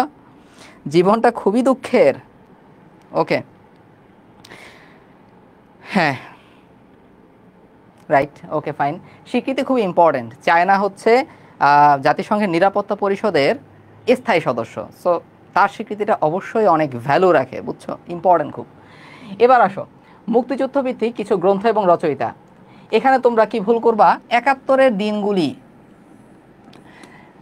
জাহানারা ইমাম, যাকে আমরা বলি শহীদ জননী, তার ছেলে রুমি গেরিলা যোদ্ধা ছিল, বুয়েট থেকে পাশ করা ছিল, এবং বুয়েটে পড়তো মোস্ট প্রবাবলি, ঠিক খেয়াল নাই। এবং যতটুকু আমার জানা আছে তার হচ্ছে ইউএসের কোন ভার্সিটি, এমআইটিতে মোস্ট প্রবাবলি চান্স হয়েছিল, এটা আমার ঠিক খেয়াল নাই ভার্সিটির নামটা। যাই হোক, সেই গেরিলা যোদ্ধা রুমি শহীদ হয়েছেন, এই জন্য তাকে আমরা বলছি শহীদ জননী। জাহানারা ইমাম 71-এর দিনগুলি লিখছেন, দিনগুলো তিনি গুনতেই আছেন, শেষ আর হয় না। আর ডায়েরি কে লিখছে? দেখো ডায়েরি কারা লেখে? আগের দিনের মানুষ অনেক ডায়েরি লিখতো, যেমন জার্মানির আনা ফ্রাঙ্কের ডায়েরি, এটা সম্পর্কে অনেকেই জানো। যে ওয়ার্ল্ড ওয়ারের সময় কি করছে আনা ফ্রাঙ্ক, যে ছিল একজন জিউস অর্থাৎ ইহুদি, সে ডায়েরি লিখতো এবং সেই ডায়েরিটা বিশ্বব্যাপী খ্যাতি পায় আসলে ওই সময়, এখনও চলতেছে। তো এই ডায়েরি লেখে কারা? কবি সাহিত্যিকরা। তো বিখ্যাত মহিলা কবি সুফিয়া কামাল 71-এ ডায়েরি লিখছে। আর 71-এ যিশুকে লিখছে, যিশু তালে বসো আছে, তার মানে কি শাহরিয়ার কবির এটা গ্রন্থ রচনা করছে। কথা আছে 71-এর যিশু এটার পরিচালককে, এটা কিন্তু একটা মুভি, এটা কিন্তু একটা মুভিও, এই উপন্যাস অবলম্বনে মুভি করা হয়েছে। পরিচালক হচ্ছেন নাসিরউদ্দিন ইউসুফ, নাসিরউদ্দিন ইউসুফ, মনে থাকবে। আর নাসিরউদ্দিন ইউসুফের আরেকটা পরিচালনা হচ্ছে গেরিলা। এই দুটো মুভি তিনি পরিচালনা করছেন, 71-এর যিশু এবং হচ্ছে গেরিলা। মনে থাকবে তো জিনিসটা? ঠিক আছে, আমার ঠিক খেয়াল নাই ভার্সিটির নাম, ঠিক আছে। সো এটা যদি ভুল হয় আমি আসলে সরি ফর দ্যাট, আমার এটা খেয়াল নাই। আচ্ছা, ওকে ফাইন। এবার আসো অ্যান্থনি মাসকারেনাস। তো অ্যান্থনি মাসকারেনাস সে ছিল পাকিস্তানি একজন সাংবাদিক। তো বাংলাদেশের তোমরা জানো যে মুক্তিযুদ্ধের সময় অনেক মা বোন আসলে সম্ভ্রমহানি হয়েছিল, তাদেরকে আমরা বীরাঙ্গনা খেতাব দিলাম। সো এই ব্যাপারে তিনি একটা বই লিখলেন যেটা হচ্ছে দ্য রেপ অফ বাংলাদেশ, এবং সঙ্গে সঙ্গে লিগাসি অফ ব্লাড। এই যে Legacy of blood, the rape of Bangladesh, এটা কে লিখলেন? অ্যান্থনি মাসকারেনাস। মাস মানে কি? মাস মানে হচ্ছে বাংলাদেশে গণহত্যা হয়েছিল, অনেক মা বোনদের সম্ভ্রমহানি হয়েছিল, সেটা নিয়ে তিনি রচনা লিখছেন। The rape of Bangladesh, legacy of blood, খুবই ইম্পর্টেন্ট। এবার আসো দি ব্লাড টেলিগ্রাফ। ওরে বাপরে বাপ, টেলিগ্রাফ একটা লিখছে, টেলিগ্রাফ নাকি লালে লাল, রক্ত আর রক্ত। এবার আসো এটা কে? আমার পছন্দের একটা আঞ্চলিক ভাষা হচ্ছে চিটাগাং। তারা যখন আসলে শুদ্ধ ভাষায় কথা বলতে যায় তখন বলে কি, আমি কি তোমাকে বলি নাই যে, তো যে বলে একটা টান দেয়, খুবই মানে খুব শ্রুতিমধুর লাগে আমার শুনতে সেই টানটা। আমি কি তোমাকে বলি নাই যে। তো এই দেখো এই গেরি জে ব্যাস, এই যে গেরি জে ব্যাস, তিনি লিখছে দ্য ব্লাড টেলিগ্রাফ। আমি বীরাঙ্গনা বলছি, নীলিমা ইব্রাহিম, খুব ইম্পর্টেন্ট, মনে রাখবা, এটা অনেকবার ভর্তি পরীক্ষায় আসছে। নীলিমা ইব্রাহিমের আমি বীরাঙ্গনা বলছি। এবার আসো সিং সাহেব, ঠিক আছে, এই যে মাথার মধ্যে এরকম টুপি দিয়ে রাখে না, মাথার মধ্যে টুপি থাকে এরকম, ঠিক আছে, তারা হচ্ছে সিং সাহেব। তো সুখওয়ান্ত সিং সে ছিল কি? সে ছিল হচ্ছে ভারতের, এবং বাংলাদেশের স্বাধীনতায় ভারতের অবদান ছিল। সে লিখছে কি? The liberation of Bangladesh. তাহলে দাদা কি লিখলো? সুখওয়ান্ত সিং লিখলো দ্য লিবারেশন অফ বাংলাদেশ। মুক্তিযুদ্ধের ইতিহাস সংকলন হাসান হাফিজুর রহমান, খুবই ইম্পর্টেন্ট। এবং তিনি ভাষা আন্দোলন নিয়েও কিন্তু প্রথম সংকলন রচনা করছিলেন 21শে ফেব্রুয়ারি। 21শে ফেব্রুয়ারি সংকলনের রচয়িতাকে হাসান হাফিজুর রহমানই কিন্তু ছিল। এটি ছিল ভাষা আন্দোলনের প্রথম সংকলন। সংকলন মানে কি? এর মধ্যে অনেকগুলো গল্প, অনেকগুলো প্রবন্ধ ছিল, এই জন্য এটাকে সংকলন বলছিলাম। আমার কিছু কথা শেখ মুজিবের আরও অনেকগুলো আছে, ঠিক আছে, এগুলো এত বেশি ইম্পর্টেন্ট না এখন, বুঝতেই পারতেছো কেন। তো যাই হোক, এবার আসো মিলির হাতে স্টেন গান এবং রেইনকোট। রেইনকোট তো অনেকেই পড়ছো, আখতারুজ্জামান ইলিয়াস। এবং মিলির হাতে স্টেন গান, ঠিক আছে, স্টেন গান, ওকে, গুলি বন্দুক। মিলির হাতে স্টেন গান, আখতারুজ্জামান ইলিয়াস, ওকে ফাইন। এবার আসো আর্চারকে ব্লাড, এটা আমরা পড়বো কি? ব্লাড। তাহলে রক্ত, যুদ্ধ, খুবই ক্রুয়েল জিনিস, খুবই ক্রুয়েল, হিংস্র, cruel. The cruel birth of Bangladesh, এটা ছিল আর্চারকে ব্লাডের, মনে থাকবে। এবার নিয়াজি আসছে। তো নিয়াজি তো খুব মন খারাপ, তার প্রিয়তমা বাংলাদেশ, তার প্রিয়তমা পূর্ব পাকিস্তান তার সাথে বিট্রে করছে। মানে দেখো না যে জিনিসটা কীরকম, তোমাদের বন্ধু মহলেই দেখবা যারা বেশি একটু ইচড়ে পাকা লেভেলের, তো কী করছে, তাদের যে গার্লফ্রেন্ড আছে, বান্ধবী যারা আছে, তাদেরকে হচ্ছে ছ্যাঁকা দিয়ে চলে গেছে। তারা তখন কি বলে, ও আমার সাথে বিট্রে করছে, ওকে, মনটাকে শান্ত করে আর কি। যাই হোক, ওর হয়তো বা দোষ ছিল অথবা নাও দোষ থাকতে পারে, আমি তো আর জানি না তোমার বন্ধু মহলের কী অবস্থা। তো ও আমার সাথে বিট্রে করছে, তো সেই অবস্থা। নিয়াজি লিখছে the betrayal of east Pakistan. কত কষ্ট পাইছে লোকটা, আমরা সমব্যথী তার সাথে, ঠিক আছে, এই লোকটার সাথে আমরা সমব্যথী। আচ্ছা ফাইন। এবার আসো সারেন্ডার অ্যাট ঢাকা। তো লেফটেন্যান্ট জেনারেল জ্যাকব, এই মানুষটা কিন্তু ইতিহাসের আমাদের মুক্তিযুদ্ধের যে আত্মসমর্পণের দলিল ছিল, সেই আত্মসমর্পণের দলিল রচনা করছিল এই জ্যাকব। লেফটেন্যান্ট জেনারেল জ্যাকব, তিনি সারেন্ডার অ্যাট ঢাকা এই বইটা রচনা করছেন। তাহলে বলেন তো ভাইয়া, বলেন, এই যে এত কিছু করে পড়াইলাম, এত এই ব্লাড, তারপরে কি পড়াইলাম না, এই যে চিটাংয়ের ভাষা, আমি কি তোমায় বলি নাই যে, তারপরে হচ্ছে লেফটেন্যান্ট জেনারেল নিয়াজির বিট্রে, জ্যাকব, এখন কি ভুল করবে না আর? ঠিক আছে, বলেন এই চারটা এই চার্টটা হচ্ছে পুকি চার্ট। পুকি চার্ট আছে না কিছু, ওই যে পুকি বলো না, পুকি পুকি, এটা হচ্ছে পুকি চার্ট। এগুলো আসবে পরীক্ষায়। সো এগুলো যেন মনে থাকে, পড়াই দিলাম সব কিছু, সব খাওয়াই দিচ্ছি। বলো স্পুন ফিডিং যাকে বলে। ভাইয়া যে লাইনগুলো দাগানো নেই ওগুলো কি পড়তে হবে? জাস্ট একবার রিভিশন দিয়ে যাবা, যেগুলো একদম না পড়লেই না, দেখবা খুব কম লাইনের নিচে আমি আসলে দাগ দিছি। ঠিক আছে, আমিও তোমাদের সাথে বিট্রে করতেছি, একটু আসলে মজা নিচ্ছি। যখন পড়তে যাবা তখন দেখবো ভাই আসলে সবই পড়াই দিছে, কিছু বাদ রাখে না। আর মনে থাকবে? ওকে ফাইন, ওকে ইয়েস, এখন আর ভুলবো না যে। Very good. এবার আসো মুক্তিযুদ্ধভিত্তিক কিছু উপন্যাসের কথা জানি। প্রথম উপন্যাস, ওরে বাপরে বাপ, ওয়াও ইনফো। প্রথম উপন্যাস হচ্ছে রাইফেল রুটি আওরাত, আনোয়ার পাশা। আনোয়ার পাশার কি? আনোয়ার পাশার হচ্ছে রাইফেল রুটি আওরাত, প্রথম উপন্যাস মুক্তিযুদ্ধ ভিত্তিক। তারপর কি তোমায় ছাড়া ঘুম আসে না মা, এই মা উপন্যাসের রচয়িতাকে আনিসুল হক। ঠিক আছে, মা উপন্যাসের রচয়িতাকে আনিসুল হক গেল। এবার সেলিনা। সেলিনা নামে আমরা একটা নারী মুক্তিযোদ্ধা। সেলিনা হচ্ছেন বাংলা একাডেমির, বর্তমানে চেঞ্জ হয়েছে কিনা আমার ঠিক খেয়াল নাই আসলে, বাট বাংলা একাডেমির মহিলা একজন মহাপরিচালক ছিলেন সেলিনা হোসেন। এখন আমাদের এটা বেশি সঙ্গত না, আসলে দরকার নাই। তো সেলিনা হোসেন একজন মহিলা, তিনি যুদ্ধ করেন। যুদ্ধ করতে গিয়ে কি করেন? খালি গ্রেনেড ফালায়। ঠিক আছে, এই মহিলা যোদ্ধা, সে খালি গ্রেনেড মারে, পাকিস্তানিরা তারা খুব ভয় পায়। তো সেলিনা হোসেন সে একজন মুক্তিযোদ্ধা, নারী মুক্তিযোদ্ধা। সে যুদ্ধের মধ্যে খালি গ্রেনেড ফালায়, সে বুলেট বলতে কিছু চিনে না, সে খালি চিনে গ্রেনেড। অতএব যুদ্ধ, হাঙ্গর নদী, গ্রেনেড, এই দুইটা কার? সেলিনা হোসেনের। মনে থাকবে জিনিসটা? আচ্ছা ঠিক আছে। এবার আসো, এবার আসো, এই যে হাঙ্গর নদী, গ্রেনেড, এটা তো উপন্যাস, কিন্তু এটার চলচ্চিত্রের পরিচালককে? চাষি। চাষি, ঠিক আছে, চাষি নজরুল ইসলাম নাকি? চাষি, ওকে। এবার সৈয়দ শামসুল হকের, যাকে বলা হয় বাংলাদেশের সব্যসাচী কবি, তিনি বিভিন্ন দিক নিয়ে রচনা করছেন, কবিতা রচনা করছেন, গ্রন্থ, গল্প গ্রন্থ, উপন্যাস, প্রবন্ধ, যা আছে দুনিয়া সব কিছু রচনা করছে। এই জন্য তাকে আমরা বলি বাংলাদেশের সব্যসাচী লেখক সৈয়দ শামসুল হক। নিষিদ্ধ লোবান, ওকে, এটা হচ্ছে নিষিদ্ধ লোবান। ওকে, ফেরারি সূর্য। ফেরারি সূর্য রা রা রাবেয়া খাতুন, মনে থাকবে? ফেরারি সূর্য রা রা রাবেয়া খাতুন। আমার বন্ধু রাশেদ, জাফর ইকবাল, সবাই জানো। নীল দংশন, একটু আগে পড়াইছি, নিষিদ্ধ লোবান, এগুলো সব কার? সৈয়দ শামসুল হকের। শওকত ওসমানের চারটা মনে রাখো, খেয়াল করো কীভাবে মনে রাখবো আমরা। দেখো যখন আসলে মুক্তিযুদ্ধ হয় বাংলাদেশে তো জাহান্নাম হয়ে গেছিল, তাই না? কারণ কি? কারণ নেকড়ের মতো যারা পাকিস্তানি ছিল তারা খালি অ্যাটাক করতেছিল, মানুষ মারতেছিল, গণহত্যা করতেছিল। আচ্ছা, তো তখনকার এগিয়ে আসলো দুই সৈনিক, দুইজন সৈনিক হচ্ছে এগিয়ে আসছে। এবং জল মানে কি? জল মানে হচ্ছে পানি, মানে নদী। নদী দিয়ে পাকিস্তানিদের দৌড়ানি দিছে। দৌড়ানি কারে বয়? ঠিক আছে, একদম দৌড়ানি দিছে। সো জাহান্নাম হয়ে গেছিল, কারণ নেকড়ের মতো পাকিস্তানিরা আসছিল। তখন দুই সৈনিক এসে দৌড়ানি দিছে পাকিস্তানিদের, নেকড়েদের, জল মানে নদী দিয়ে, জলাঙ্গি।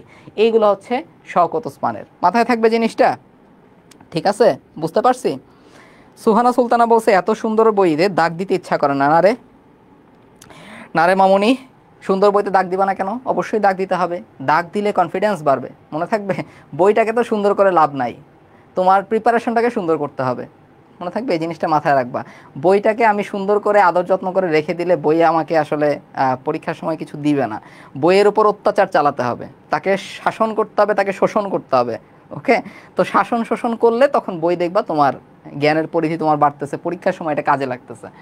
একটা মেমোরির একটা ব্যাপার স্যাপার থাকে, যখন তুমি অ্যাক্টিভলি কাজ করবা, বইয়ে দাগ দিয়ে দিয়ে পড়বা, লিখে লিখে পড়বা, কোনো একটা জিনিস মনে রাখার চেষ্টা করবা, তখন দেখবা আস্তে আস্তে তোমার ইমপ্রুভ হচ্ছে। ওকে, এই জিনিসটা খুব ইম্পর্ট্যান্ট।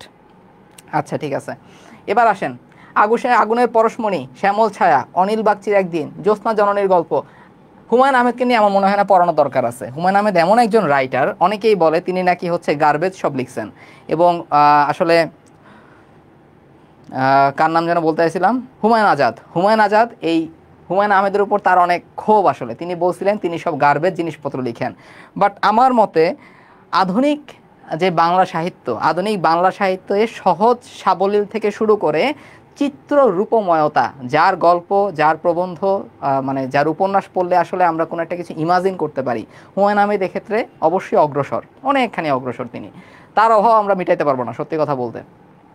সো আগুনের পরশমণি, শ্যামল ছায়া, অনিল বাগচির একদিন, জ্যোৎস্না জননীর গল্প, এগুলো হচ্ছে হুমায়ুন আহমেদের। মনে থাকবে? আচ্ছা ঠিক আছে, এরপরে আসো, a golden age Tahmima Anam, একটু মাথায় রাখো। উপমহাদেশ আল মাহমুদ, ওরে বাপরে 5 স্টার ইম্পর্টেন্ট। আল মাহমুদ বেশিরভাগ সময় কবিতা রচনা করছেন, বাট যে উপন্যাসগুলো রচনা তিনি করছেন মর্মস্পর্শী, অসাধারণ। সো আল মাহমুদের উপমহাদেশ অন্যতম একটা উপন্যাস, মাথায় রাখতেই হবে। হ্যাঁ, ওকে, যেভাবে তোমার ইচ্ছা তুমি মনে রাখো, কোনো সমস্যা নাই, ঠিক আছে। তাইলে এখন দেখি তোমরা আমাকে অ্যান্সার দাও। আমি তোমাদের পুকি চার্ট থেকে একটা প্রশ্ন করি। কি প্রশ্ন করব? আমি প্রশ্ন করব হচ্ছে ফেরারি সূর্য, এটাকে কার লেখা রে? ফেরারি সূর্য জানি কার লেখা, একটু বলেন তো। ফেরারি সূর্য কার লেখা ছিল একটু বলেন, শুনতে মনে চায় আমার। ওকে, ফেরারি সূর্য কার লেখা ছিল একটু আমাকে জানাও কমেন্ট সেকশনে।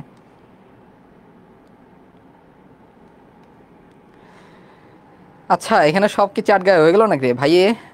আজকে আমার মন ভালো নাই যে, মন ভালো নাই যে, কিছু হবে না যে, আমি তারপরও পড়াই যাব যে, ঠিক আছে। গেরি যে ব্যাস কি লিখছিল, দি ব্লাড টেলিগ্রাফ লিখছিল। এইখানে পড়াশোনা বাদে কোনো আলাপ হবে না আসলে, সত্যি কথা। তোমরা যেটাই বলবা আমি পড়াশোনার মধ্যে টেনে নিয়ে আসবো সেটাকে। ইয়েস, পড়াগুলো অনেক সহজ যে। আনসার দেন, সহজ তো বুঝলাম, আনসার দেন। আনসার কই? Rabeya Khatun, very good. ফেরারি সূর্য, রাবেয়া খাতুন। এবার আসেন, অনেকগুলো প্রশ্ন ধরবো আজকে, 10টা র্যাপিড ফায়ার খেলবো, ঠিক আছে। র্যাপিড ফায়ার তো তোমরা ক্লাসের পরে খেলো, মানে কালকে খেলার কথা, আজকে আমরা এখনই খেলবো। ওকে, এবার আসো, জয়যাত্রা এইটার পরিচালক কে? আমি জানি এগুলো তোমরা অনেকেই দেখছো, যারা দেখো নাই প্লাস ইউটিউবে দিয়ে এই মুভিগুলো দেখে ফেলবা। এখন দেখার দরকার নাই, ঠিক আছে। এখন দেখলে আবার আন্টি আঙ্কেল আমাকে ভুল বুঝবেন, সত্যি কথা বলতে। এখন দেখার দরকার নাই, পরে দেখো। ওকে, জয়যাত্রা তৌকির আহমেদের পরিচালনা, হুমায়ুন আহমেদের আগুনের পরশমণি আমরা জানি। অস্তিত্বে আমার দেশ, এটা লেখা হয়েছিল কাকে নিয়ে জানো? মতিউর রহমানকে নিয়ে। তো মতিউর রহমান তিনি পাকিস্তানে যখন আসলে বিমান ছিনিয়ে আনতে গেলেন, তার হায়াত নাই বেশি দিন আর, তিনি পাকিস্তানে মারা গেলেন। তাহলে চলচ্চিত্রের পরিচালককে খিজির হায়াত খান, মনে থাকবে, অস্তিত্বে আমার দেশ, খিজির হায়াত খান। নারায়ণ ঘোষ মিতা, এখন ধরো আমার নাম তো সাদি, তো এই ক্লাসে আরও যারা সাদি আছো, অনেকের নাম হয়তো বা থাকতে পারে, আমার চোখে পড়ে নেই এখন একটা সাদিও, যাই হোক। তো যারা সাদি আছো সবাই আমরা কি মিতা, একই নামধারী মিতা। তো মিতারা সবাই কি করে? মিছিল করে।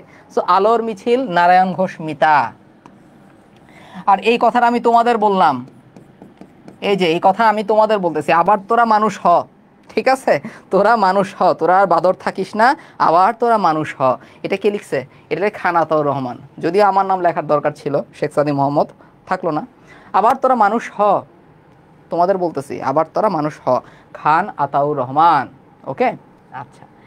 এবার তানভীর মোকাম্মেল, এই তানভীর মোকাম্মেল সাহেবের যত চলচ্চিত্র আছে সব হচ্ছে নদী নিয়ে। নদী, খেয়াল করো, নদীর নাম মধুমতি, চিত্রা নদীর পারে, রূপসা নদীর বাঁকে।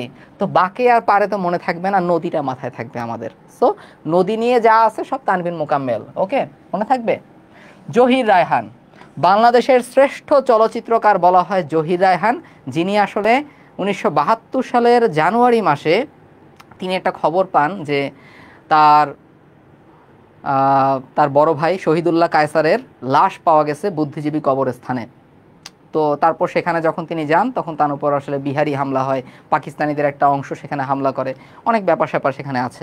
তো যাই হোক, তো জহির রায়হান খুব অল্প বয়সে মারা গেছিলেন। তিনি আমাদের খুব বেশি চলচ্চিত্র উপহার দিয়ে যেতে পারেন নাই, বাট যেগুলো তিনি রচনা করছিলেন, পরিচালনা করছিলেন, সেগুলো ইতিহাসে জায়গা করে নিছে, সত্যি কথা বলতে।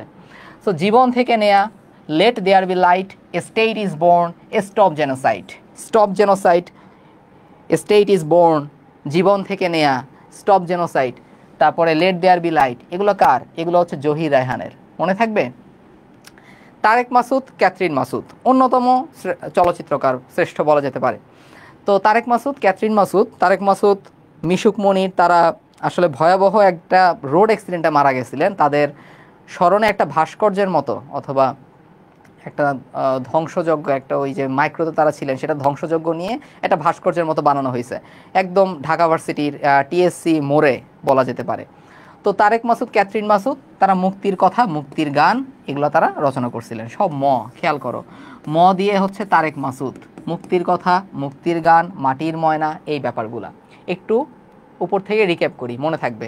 জয়যাত্রা তৌকির আহমেদ, আগুনের পরশমণি হুমায়ুন আহমেদ, অস্তিত্বে আমার দেশ মতিউর রহমানের হায়াত বেশি দিন ছিল না, সো খিজির হায়াত খান। আলোর মিছিল, যত সাদি আছো সবাই মিলে মিছিল করব, নারায়ণ ঘোষ মিতা। আবার তোরা মানুষ হ, খান আতাউর রহমান। যত নদী আছে Tanvir Mokammel. State is born, stop genocide, let there be light, তারপরে হচ্ছে কি জীবন থেকে নেয়া, এগুলো জহির রায়হানের। যত আছে মুক্তির কথা, মুক্তির গান, মাটির ময়না, তারেক মাসুদের। মনে থাকবে তো জিনিসটা? ঠিক আছে।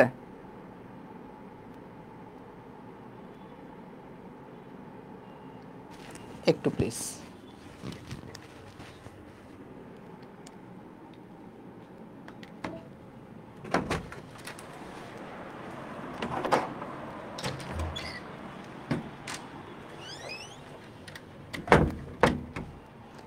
আমি চলে যাওয়ার পর খুশি হয়েছিল কারা কারা রে? ভাবছিল কে ক্লাস শেষ হবে? আমি জানি অনেকে খুশি হয়েছে, তোমরা না, আমি যাই নাই। তোমাদের খুশি হয়ে লাভ নাই, তোমাদের খুশিতে আমি পানি ঢালি। এবার আসো, চাষী নজরুল ইসলাম। চাষী নজরুল ইসলাম কি কি রচনা করছে খেয়াল করো, পরিচালনা কি কি করলো? চাষী চাষী চাষী, ওরে বাপরে বাপ। আচ্ছা, ওরা 11 জন। এটা ছিল মুক্তিযুদ্ধ ভিত্তিক প্রথম চলচ্চিত্র।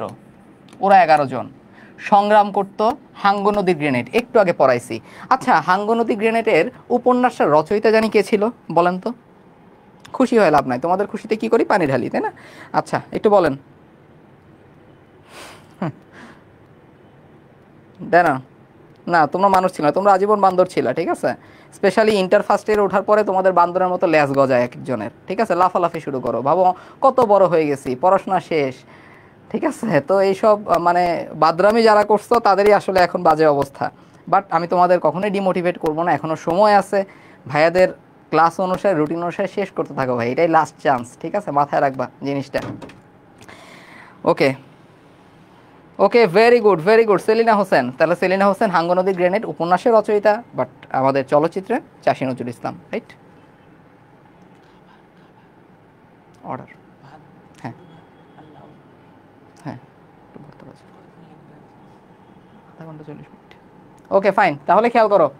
এরপরে আসো, এরপরে আসো লিবারেশন ফাইটার্স, ঠিক আছে? যোদ্ধা কারা কারা আছো? আমি জানি তোমরা এখন এখানে যারা আছো সবাই যোদ্ধা, ঠিক আছে? আজকে থেকে আমি একটা কথা বলে রাখলাম, মনে হতে পারে তোমাদের পাম্পট্টি দিচ্ছি, তোমাদের পাম্পট্টি দিয়ে আমার তো এক পয়সাও লাভ নাই, তাই না? আমি একটা কথা বলি, তোমরা যখন থেকে আসলে স্বপ্ন দেখা শুরু করছো, তোমরা ডাক্তার হবা, তোমরা যখন থেকে শুরু করছো মানুষের জীবনটাকে তোমরা আসলে নিজেদের হাতে নিয়ে পরীক্ষা করার জন্য রাজি আছো, কিংবা একটা মানুষ একদম মৃত্যু শয্যাশায়ী অবস্থায়, তাকে নিয়ে তাকে বাঁচানোর একটা চিন্তা ভাবনা, বাঁচানোর একটা তাগিদ তোমাদের মনে আসছে, তখন থেকেই তোমরা আসলে যোদ্ধা।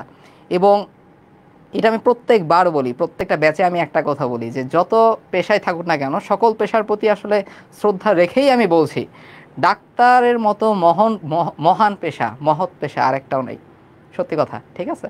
সো এই মহৎ পেশাটায় তোমরা আসতেছো, ওয়েলকাম, বাট অনেক পরিশ্রম করতে হবে। পেশাটায় চান্স পাওয়ার আগেও অনেক পরিশ্রম করতে হয়, ডাক্তার হওয়ার জন্য অনেক পরিশ্রম করতে হয়, ডাক্তার হওয়ার পরেও তোমার পরিশ্রম করতে হবে। সেই পরিশ্রমের নাম হচ্ছে পড়ালেখা। ডাক্তারিদের জীবনে একটা জিনিস কখনো শেষ হয় না, বলবা কি ভালোবাসা? না, ভালোবাসার কোনো শেষ নাই না। ডাক্তারদের জীবনে একটা জিনিসের কোনো শেষ নাই, সেটা হচ্ছে পড়ালেখা। পড়ালেখার কোনোই শেষ নাই, মনে থাকবে? সো সকল যোদ্ধাদের জন্য আমার আসলে দোয়া থাকে, বুঝছো? তোমাদের জন্য আমার অনেক অনেক দোয়া, সব সময়, সব সময় দোয়া থাকে। তোমরা আমার এক সময় জুনিয়র হবা ইনশাল্লাহ। যারা ঢাকা মেডিকেলে আসবা তারা তো ডিরেক্ট জুনিয়র, যারা অন্যান্য মেডিকেলে চান্স পাবা তারাও তো জুনিয়র, তাই না? তো ডাক্তারদের আমাদের অনেক দায়িত্ব, অনেক রেসপন্সিবিলিটি। এই রেসপন্সিবিলিটি কাঁধে নিয়েই পড়াশোনায় যেন আমরা একটু মন দিই, মনে থাকবে? আচ্ছা, ঠিক আছে। এই তো পড়তে অনেক ভালোবাসি যে, ভেরি গুড। ডাক্তারদের জীবনে কি ভালোবাসা নাই, বাট কি আছে? পড়াশোনা আছে। আচ্ছা, একটা কথা বলি, ভালোবাসা নাই এই কথা আমি কীভাবে বললাম? আমি যখন ইন্টার্ন করতেছিলাম, প্রত্যেকটা ওয়ার্ডে, সার্জারি ওয়ার্ড বলো, মেডিসিন ওয়ার্ড বলো, গাইনি ওয়ার্ড বলো, সেখানে যখন আমাদের তো একজনের আন্ডারে বেড থাকতো, ঠিক আছে, বুঝছো? তো প্রত্যেকটা বেডের কাছে গিয়ে আমরা যখনই যেতাম সকালবেলায় জিজ্ঞেস করতাম, আসসালামু আলাইকুম মা, আসসালামু আলাইকুম বাবা, ভালো আছেন কিনা, শরীর স্বাস্থ্য কেমন, আপনার শরীরে আর কোনো সমস্যা দেখা গেছে কিনা। লিটারেলি আমরা এরকম মা বাবা বলে সম্বোধন করতাম। এবং ডাক্তার প্রফেশনটা আমাদের এই জিনিসটাই শিখায়। Counselling is very much important in doctor, counselling is very much important, ঠিক আছে? এটা মনে রাখতেই হবে। তো তারা যখন আসলে সুস্থ হওয়ার পর বাসায় যায়, তাদের চোখের দিকে আমি তাকালে আমার নিজেরই কাঁদতে ইচ্ছা করে। কেন কাঁদতে ইচ্ছা করে? কারণ তারা খুব থ্যাঙ্কফুল থাকে আসলে তখন। রোগীরা খুব সহজেই আসলে কি হয়ে যায় জানো, খুব সহজেই আসলে তারা ভালোবাসা দিয়ে ফেলে আমাদের। তারা সুস্থ হয়েছে আসলে আল্লাহর কুদরতে, আমরা ছিলাম জাস্ট উছিলা মাত্র ছিলাম। তারপরে তারা এত থ্যাঙ্কফুল থাকে, তাদের যখন যায় তাদের চোখের দিকে তাকাইলে আমার নিজের কান্না পায়। ওই সময় পাইতো। এখন তো অনেক দিন আসলে ইন্টার্নশিপ তো আমার বেশ কিছুদিন আগে কমপ্লিটেড হয়ে গেছে। আস্তে ধীরে এই প্রফেশনের দিকে আমি আরও বেশি গভীরে ঢুকবো। ডিগ্রি করতে হবে, বিসিএস সামনে, ডিগ্রি আছে। তো সব কিছুর জন্য আমার জন্য দোয়া করবা যেন অনেক দূর যেতে পারি, তোমাদের জন্য দোয়া আছেই সব সময়, রাইট? তো অনেক কথা বলে ফেললাম, একটু আবেগ থেকেই বললাম আসলে, সত্যি কথা বলতে।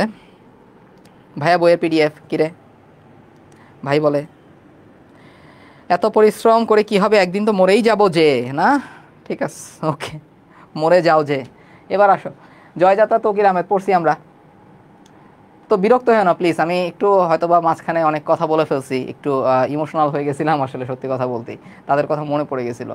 এবং সামনে যখন আবার পেশেন্টদের নিয়ে আমি ডিল করব, সামনে যখন আবার আমি ডিগ্রি যখন করব, যখন আবার ট্রেনিংশিপ করব, তখন আবার তাদের নিয়ে আমার ডিল করতে হবে। তো সেটার জন্য আমি মুখিয়ে আছি আসলে, সেই এক্সপিরিয়েন্সটা কেমন হবে, অবশ্যই অনেক ভালো হবে। আচ্ছা, তো এটাই। এবার আসো, এখানে আর তেমন কিছু নাই, এগুলো আমরা পড়ে ফেলছি, তেমন কিছু নাই আর। এবার আসো, মুক্তিযুদ্ধ ভিত্তিক প্রামাণ্যচিত্র এবং নির্মাতা, হোয়াট আর, মানে এগুলো কি, হোয়াট ইজ দিস? আশফি আমাদের আগের বছরের মেডিকেল স্টুডেন্ট ছিল, ঠিক আছে, আগের বছরে আমাদের ব্যাচে অ্যাডমিটেড ছিল, এখন সে মেডিকেল স্টুডেন্ট। সো এখন সেই অভিজ্ঞতাগুলো সে পাওয়া শুরু করছে, তোমাদেরও একসময় সেই অবস্থা হবে। ওকে, ইনশাল্লাহ, সবার জন্য দোয়া থাকলো। এবার আসো, রিফিউজি 71, যারা রিফিউজি থাকে তারা খুব বিনয়ী থাকে। এমনিই তাদের আসলে ভাত ডালের কোনো খোঁজখবর নাই, কে কখন ভাত দিবে কে কখন ডাল দিবে কোনো খোঁজখবর নাই, তো বিনয় থাকে, বিনয় রয়। তাহলে রিফিউজি 71 কে? Binoy Roy. The country made for disaster, Robert Rogers. Roger that, ঠিক আছে, রজার দ্যাট মানে কি, এটা মাথায় রাখো। তো Robert Rogers, the country made for disaster, Robert Rogers. এগুলো ছিল প্রামাণ্যচিত্র। এবার আসেন নাটক। আমি তোমাদের কবিতা বললাম, আমি তোমাদের গল্প বললাম, উপন্যাস বললাম, নাটক বলবো না? নাটক বলবো।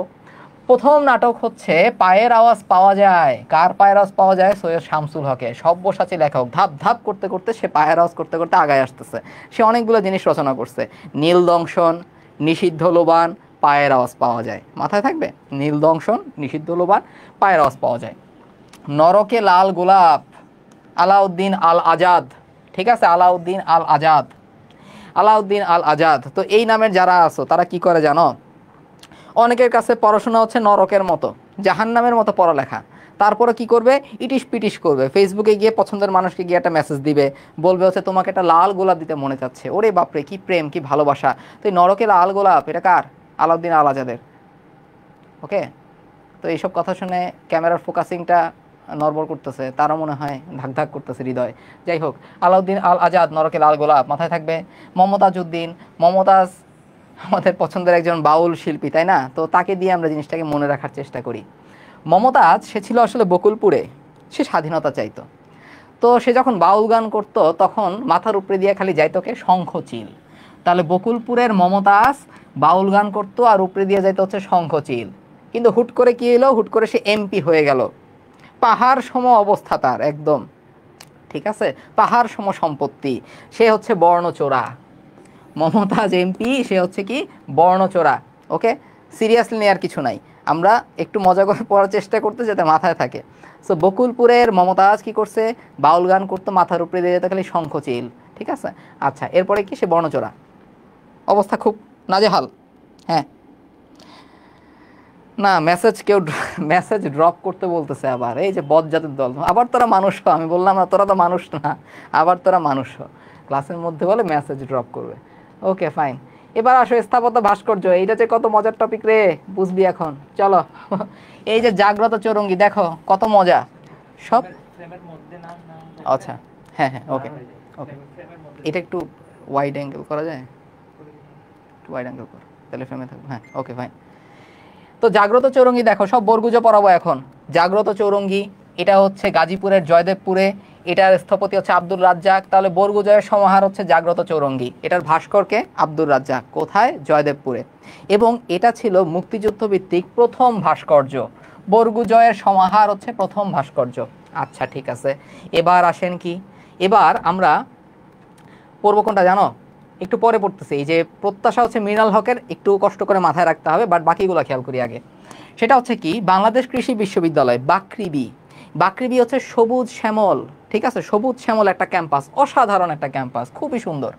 এই বাকৃবি সবুজ শ্যামল, এই বাকৃবিতে একটা ভাস্কর্য আছে বিজয় ৭১, মাথায় থাকবে এখন। তাহলে বাকৃবি হচ্ছে সবুজ শ্যামল, শ্যামল চৌধুরীর ভাস্কর্য কোনটা? বিজয় ৭১, মাথায় রাখতে হবে। শহীদ বুদ্ধিজীবী স্মৃতিসৌধ, যেটা ঢাকার মিরপুরে। তো এই ঢাকার মিরপুরে বুদ্ধিজীবীদের মেরে মেরে পাকিস্তানিরা কি করছিল, পাহাড়ের মতো বানায় দিছিল, এত ডেড বডি পাহাড়ের মতো মনে হইতেছিল। তাহলে হিল, মোস্তফা হারুন কুদ্দুস হিলি। আরেকটা আছে কি, রাজারবাগ স্মৃতিসৌধ, সেম কথা, যতগুলো স্মৃতিসৌধ আছে সবগুলা কি পাহাড়, হিল, তো হিলি।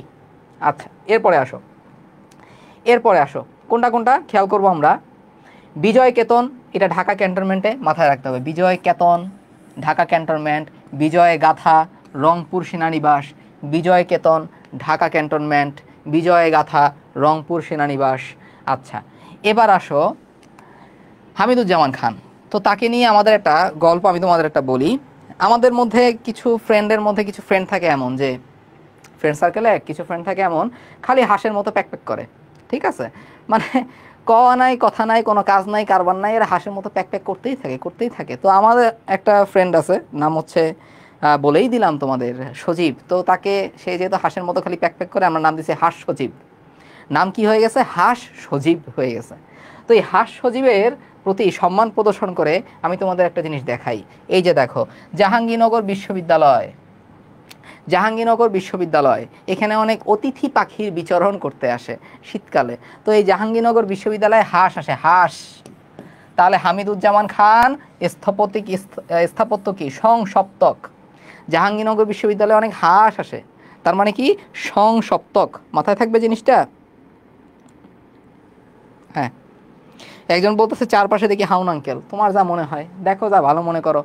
আচ্ছা, এরপরে আসো আর কি আছে হামিদুজ্জামানের। আরেকটা হাঁস বলছি না, হাঁস এখনো শেষ হয় নাই। হাঁসের মধ্যে আরেকটা দ্বন্দ্ব দেখো, স্বাধীনতা। আর কারা স্বাধীনতা আনছে? কিংবদন্তিরা। সো স্বাধীনতা বলো, কিংবদন্তি বলো, সংসপ্তক বলো, হামিদুজ্জামান খানের। এদের মধ্যে মোস্ট ইম্পর্টেন্ট কোনটা? সংসপ্তক, কারণ এটা জাহাঙ্গীরনগর বিশ্ববিদ্যালয়ে অবস্থিত। ওকে, কিভাবে মনে রাখছি? জাহাঙ্গীরনগর বিশ্ববিদ্যালয়ে শীতকালে অনেক অতিথি পাখি বিচরণ করতে আসে, এভাবে মনে রাখছি আমরা। এরপরে আসো কি আছে আর নিচে, চলো, এগুলো জ্বালাইস না রে, কালো কালো দেখা যাচ্ছে। Okay fine. এবার আসো কি আছে, এবার আসো সেটা হচ্ছে কোনটায় ছিলাম, এই যে এখানে ছিলাম, নিতুন কুণ্ডু। ঠিক আছে, নিতুন কুণ্ডু। এরকম কেন হচ্ছে?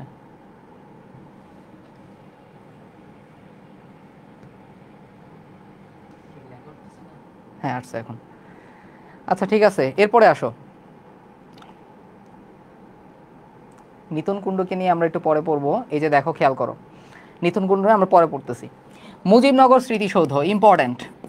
দেখো, মুজিবনগর অর্থাৎ যেখানে যেখানে মুজিবনগর অর্থাৎ অস্থায়ী সরকার যেখানে শপথ গ্রহণ করছিল, যেখানে সরকার গঠন করছিল তারা, তো এই মুজিবনগরের স্মৃতিসৌধ করা তো মানে একদম চারটিখানি কথা না। ওই সময় খালি বোম ফালাইতেছিল। তো বোম ফেলার মধ্যে কি করছে আমাদের তানভীর কবির, এই যে দেখো নামের শেষে বীর আছে, তানভীর কবির, এই তানভীর কবির স্মৃতিসৌধ নির্মাণ করে ফেলছে। মুজিবনগর স্মৃতিসৌধ তাহলে বীর নির্মাণ করছে তানভীর কবির, মাথায় থাকবে। এটা মেহেরপুরে অবস্থিত, এমনি জানি অমনেও জানি। জাতীয় স্মৃতিসৌধ সৈয়দ মাইনুল হোসেন, আমাদের মাইনুল ভাই, হাইড্রা ভাই, যাই বলো না কেন, হাইড্রা ভাই, নিউরন ভাই, অনেক নাম আছে তার। তো এই হাইড্রা ভাই, নিউরন ভাই, তারা কি করছে? জাতিসৌধ না, স্মৃতিসৌধ, ঠিক আছে। এরকম স্লিপ অফ টাং মাঝে মধ্যে হয়ে যায়, জাতি থেকে নিয়েছি জাতিসৌধ হয়ে গেছে, জাতিসৌধ না, স্মৃতিসৌধ। তো স্মৃতিসৌধের একটা নাম সম্মিলিত প্রয়াস সৈয়দ মাইনুল হোসেনের, হাইড্রা ভাইয়ের, তাই না? ওকে, এবার আসো তোমাদের একটা জিনিস পড়াই। ঢাকা বিশ্ববিদ্যালয়ে অনেক কিছু আছে, রং আছে, অনেক কিছু আছে। তো ঢাবিতে খাসা অশ্ব আছে। তাহলে কি বললাম? ঢাবিতে তো অনেক রং আছে, তাই না? ঢাবিতে আসলে পোলাপাইনের রং গায়ে উঠে যায় একদম, খালি চুদুর বুদুর করে, ঠিক আছে, যে কথা আমি তোমাদের বলি আর কি। তো ঢাবিতে খালি রং নাই, ঢাবিতে খাসা অশ্বও আছে, অনেক ভালো ভালো ঘোড়া আছে। তো খাতে কি হয়? ঠিক আছে, খাতে কি হয় একটু খেয়াল করো। খাতে হচ্ছে সৈয়দ আবদুল্লাহ খালেদ, সাথে হচ্ছে শামীম শিকদার, সাথে হচ্ছে শামীম শিকদার, অতে হচ্ছে অপরাজেয় বাংলা, অপরাজেয় বাংলা। আর শতে কি, শতে হচ্ছে অনেক কিছু আছে, শতে হচ্ছে আমাদের স্বাধীনতা সংগ্রাম হয়, স্বোপার্জিত স্বাধীনতা হয়। তো ঢাবিতে ভালো ভালো ঘোড়া আছে, রং তো আছেই, ঘাসা অশ্ব আছে, ভালো ঘোড়া আছে। তো সৈয়দ আবদুল্লাহ খালেদের কোনটা? অপরাজেয় বাংলা। শামীম শিকদারের কোনটা? স্বোপার্জিত স্বাধীনতা, স্বাধীনতা সংগ্রাম, সব কিছু। তাহলে ঢাবিতে ঘাসা অশ্ব আছে, মাথায় থাকবে। আবদুল্লাহ খালেদের হচ্ছে অপরাজেয় বাংলা। আর শামীম শিকদারের কোনটা কোনটা? স্বোপার্জিত স্বাধীনতা, স্বাধীনতা সংগ্রাম। ঠিক আছে? হ্যাঁ, শামীম শিকদার কিন্তু মহিলা। Very good. ঠিক আছে, ভেরি গুড। শামীম শিকদার কিন্তু একজন মহিলা ছিলেন। এবং তার একটা কথা পাওয়া যায় কোথায়? দেয়াল উপন্যাসটা যখন তোমরা পড়বা হুমায়ুন আহমেদের, তো সেখানে তার কথা আছে, শামীম শিকদারের কথা। তো তিনি সেখানে বলছিলেন, এই শামীম শিকদার কথাটা মনে করে অনেকেই হয়তো ভাবতে পারে সে হচ্ছে কি পুরুষ, কিন্তু সে আসলে একজন কিংবদন্তি ভাস্কর, এরকম একটা কথা আছে। তো সিরাজ শিকদার যিনি ছিলেন আসলে মুক্তিযুদ্ধের সময় তার অনেক অবদান ছিল। মুক্তিযুদ্ধের পরে তিনি আসলে বাম রাজনীতিতে ছিলেন, অর্থাৎ সমাজতান্ত্রিক ধারার অন্তর্ভুক্ত ছিলেন। তাকে হত্যা করা হয় মুক্তিযুদ্ধ পরবর্তী সময়ে। তার বোন ছিলেন শামীম শিকদার। তো যাই হোক, তো এই সব ভাস্কর্য কোথায়? ঢাকা বিশ্ববিদ্যালয়ে অবস্থিত। ক্লিয়ার হয়েছে? আচ্ছা, ওকে, ফাইন। এবার মর্তুজা বশির একটু দেখবা। স্মারক ভাস্কর্য মর্তুজা বশির, চট্টগ্রাম বিশ্ববিদ্যালয়। ভাস্কর রাশা, ৭১-এর গণহত্যা, মুক্তিযুদ্ধের প্রস্তুতি, সব তো গিলাই দিলাম। এই দুটো একটু নিজে গিল, ঠিক আছে? সবই গিলাই দিলাম, এই দুটো একটু নিজে গিলার চেষ্টা করো প্লিজ। কারণ বেশি নেমোনিক দিতে গেলে দেখবা নেমোনিকের ১২টা বেজে গেছে, এত নেমোনিকের দরকার নাই। এবার আসো শিখা অনির্বাণ, শিখা চিরন্তন। শিখা চিরন্তনটা শিখে রাখো। তোমরা যখন সোহরাওয়ার্দী উদ্যান, যেটাকে পূর্ব নাম ছিল রেসকোর্স ময়দান, সেই সোহরাওয়ার্দী উদ্যানে যাওয়া, দেখবে একটা শিখা উঠতে, মানে শিখা জ্বলতেছে। এই শিখা কখনো থামে না, বুঝছো? এরকম একটা অবস্থা। তো এটা হচ্ছে শিখা চিরন্তন, এটা সোহরাওয়ার্দী উদ্যানে। আর শিখা অনির্বাণ ঢাকা সেনানিবাসে। মনে থাকবে? বলেন তো, বিজয় গাথা কোন সেনানিবাসে অবস্থিত? দেখি বলেন। ঠিক আছে, এই জিনিসটা আমাকে একটু কি বলে, আমাকে জানান তাড়াতাড়ি। কোনটা বলবা? কি বললাম? বিজয় গাথা, এটা কোন সেনানিবাসে অবস্থিত? একটু আমাকে কমেন্ট সেকশনে জানাও।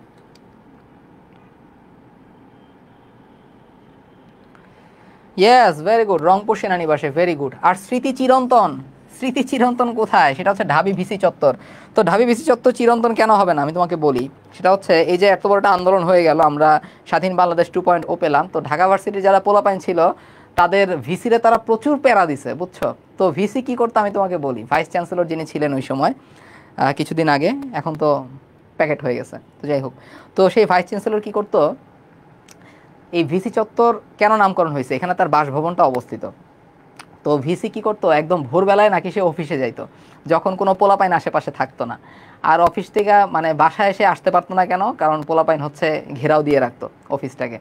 তো সে আর এই ভিসির বাসভবনে আসতে পারতো না আর কি, এরকম একটা অবস্থা গেছে। 2-3 দিন নাকি নাওয়া খাওয়া সব ওই অফিসেই করা লাগছে। তো অনেক প্যারা দিছে সেই ভিসি, অনেক স্মৃতি নিয়ে গেছে। স্মৃতি চিরন্তন, এই যে প্যারা দিল, এই যে কষ্ট দিল, ঠিক আছে, এই কষ্টগুলো সে কোথায় রাখবে? স্মৃতি চিরন্তন হচ্ছে কার? এটা ঢাবি ভিসি চত্বরে অবস্থিত। মনে থাকবে, এটা ইম্পর্টেন্ট কেন বললাম? ঢাকা ভার্সিটিতে অনেকবার এই প্রশ্নটা আসছে, বিসিএসও অনেকবার এই প্রশ্নটা আসছে, অতএব মেডিকেলও ইম্পর্টেন্ট। এবার আসি আমাদের কুন্ডু সাহেব, নিতুন কুন্ডু। যত ফোয়ারা টোয়ারা আছে, কদম ফোয়ারা, সার্ক ফোয়ারা, এই সব কেরসেকে নিতুন কুন্ডু নতুন করে সে বানাইছে। কিন্তু কথা আছে, কথা কি জানো? নিতুন কেন বললাম? সাব্বাস বেটা, সাব্বাস। আচ্ছা বলো তো, এই যে সাব্বাস, এই সাবাস আমি যে বললাম, এখানে কোন মাসল অবস্থিত? ডেল্টয়েড মাসল, ঠিক আছে? আমরা যেই জায়গাটায় বলে সাব্বাস বলি, এটা হচ্ছে ডেল্টয়েড মাসল। পড়ছো না বায়োলজিতে? চলন অঙ্গ চালনায় পড়ে আসছো তো। তাকে আমরা বলছি সাব্বাস। সাব্বাস নিতুন কুন্ডু, ফোয়ারা বানাইছিস। সার্ক ফোয়ারা, কদম ফোয়ারা, সাব্বাস, সাবাস বাংলাদেশ, এগুলো হচ্ছে নিতুন কুণ্ডের। মাথায় থাকবে? জিজ্ঞেস করবো এখন, পারবা? বলো। অপরাজেয় বাংলা, অপরাজেয় বাংলা, এটারই কে? বলেন দেখি। হ্যাঁ, প্যাকেট হয়ে গেছে যে, এই তো আবার যে আসছে, গেরি যে বেশ, দ্য ব্লাড টেলিগ্রাফ। ওকে, যতবার বলবো আমি ততবার বলবো। হ্যাঁ, ভেরি গুড। এখন আমাকে বলো, কি বলবা? কি বলবা তোমরা? বলো। অপরাজেয় বাংলা, এটার ভাস্করকে বলো। ভেরি গুড, ঢাবিতে খাসা অশ্ব আছে। আচ্ছা ঠিক আছে, এটা পারলা। তাহলে সংসপ্তক জানি কার? বলেন তো, সংসপ্তক জানি কার? বলেন। সংসপ্তক, এটা কার? এই খুব বোরিং বোরিং হয়েছে না আজকের ক্লাস, কি করবো বলো? আজকে দেখো, আজকে সাহিত্য, তারপর বাংলাদেশে কে স্বীকৃতি দিছে, চ্যাংচুং কবে দিল, তারপরে ইউএসএ কবে দিল, রাশিয়া কবে দিল, এইসব পড়তে হয়েছে। এইসব পড়া কি মজা লাগার কোনো বিষয় বলো? তো আমরা পড়া একদম শেষের দিকে, আর 5 মিনিট লাগবে, তারপর আমরা এটাকেও প্যাকেট করে দিব। তো দেখো, বেশিক্ষণ আর তোমাদের আমার বকবকানি শুনতে হবে না, আমি জানি আমার বকবকানি শুনতে তোমাদের ভালো লাগে না। ফাইন, ইটস ফাইন, আমি মেনে নিছি এটা। আমার বকবকানি যে তোমাদের শুনতে ভালো লাগে না, এটা আমি মেনে নিছি, কিন্তু তারপরেও কি করব, রুটিনে আমার ক্লাস দিয়ে রাখে, আমার ক্লাস নিতে হয়, আমি দুঃখিত এটার জন্য। এবার আসো, স্বাধীনতা পরবর্তী কিছু ঘটনা আমরা পড়ি। বঙ্গবন্ধু শেখ মুজিবুর রহমান স্বদেশ প্রত্যাবর্তন করছে, এটা পেইড কোয়েশ্চেন ছিল, কিন্তু এখন তো ইউনূস সাহেব ক্ষমতায়, আবার সামনে আবার খালেদা জিয়া ক্ষমতায় চলে আসবে, ঠিক আছে, তাহলে তো খবর আছে, এই কোয়েশ্চেন তো আসার কথা না। এখন যদি হুট করে হাসু আপা যদি চলে আসে, বলে সারপ্রাইজ, তখন কি করবা? তখন তো কিছু করার নাই। সো স্বদেশ প্রত্যাবর্তন দিবস 10 জানুয়ারি 1972 পরে রাখো, কখন কি হয় বলা যায় না, সব কিছুর জন্য প্রস্তুত থাকতে হবে। এবার আসেন, আর কি আছে, আর কি আছে দেখি। কর্নেল তাহের, কর্নেল তাহেরকে নিয়ে, এগুলো জাস্ট রিডিং দিবে, এগুলো তো আমার ইম্পর্টেন্ট না আমাদের জন্য, ঠিক আছে। আমি এখান থেকে একটা জিনিস পড়াবো, যে কর্নেল তাহেরকে নিয়ে একটা উপন্যাস রচিত হয়েছে, যেটার নাম হচ্ছে ক্রাচের কর্নেল। এভাবে পরীক্ষা আসে, ক্রাচের কর্নেল মুক্তিযুদ্ধে কোন বীরকে নিয়ে লেখা?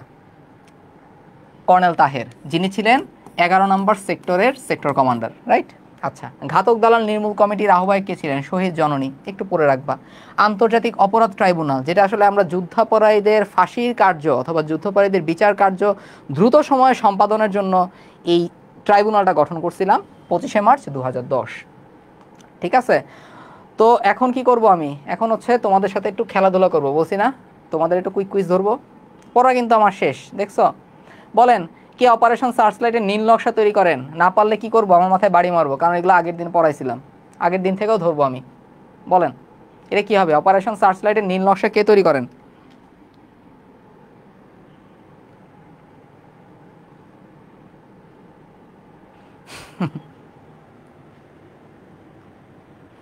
আচ্ছা, ঠিক আছে, অনেকে আবার বুদ্ধিদীপ্ত কমেন্ট করছে। দোলা বলছে, সাদি ভাই কি প্রশংসা শুনতে যাচ্ছেন?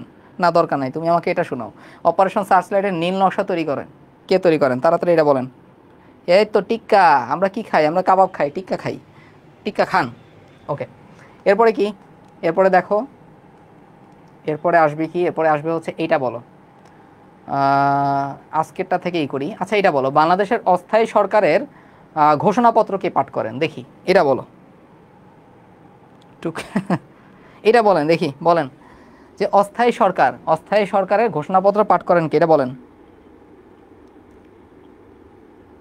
পিডিএফ কি আজকে দিবেন? যে হ্যাঁ, আজকে দিব। যে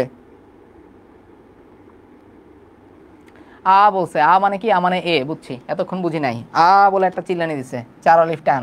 তো এটা হচ্ছে কি? এটা হচ্ছে এ, অধ্যাপক ইউসুফ আলী। ভেরি গুড, সবাই পারছো। সবাই পারলে কি হয়? সবাই পারলে ভালো লাগে। আচ্ছা, এরপরে হচ্ছে এটা বলো, এগুলো তো পারবা। এটা বলো, 2 নম্বর সেক্টরের কমান্ডার কে ছিল বলেন তো? 2 নম্বর সেক্টরের সেক্টর কমান্ডার কে ছিল বলেন?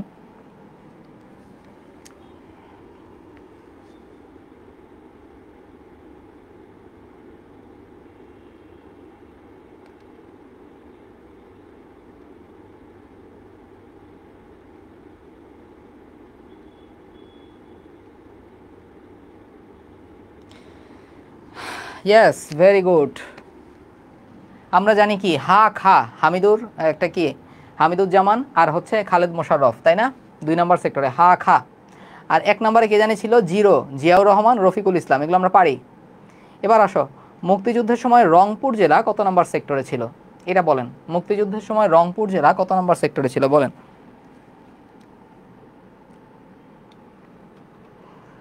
এক বলছে কি খালেদ মোশাররফ। যে ভাই, আর যে বলিস না ভাই, অনেক যে বলছিস, আমিও অনেক যে বলছি, ঠিক আছে। ক্লাসের শেষে আর যে শুনতে চাচ্ছি না, গিয়ে শুনতে চাচ্ছি না। যে 6 নম্বর, ভেরি গুড। ওকে, ফাইন, পারছো, পারছো, হাততালি। ওকে, এবার আসো, কোনটা ধরি? এই যে পাইছি।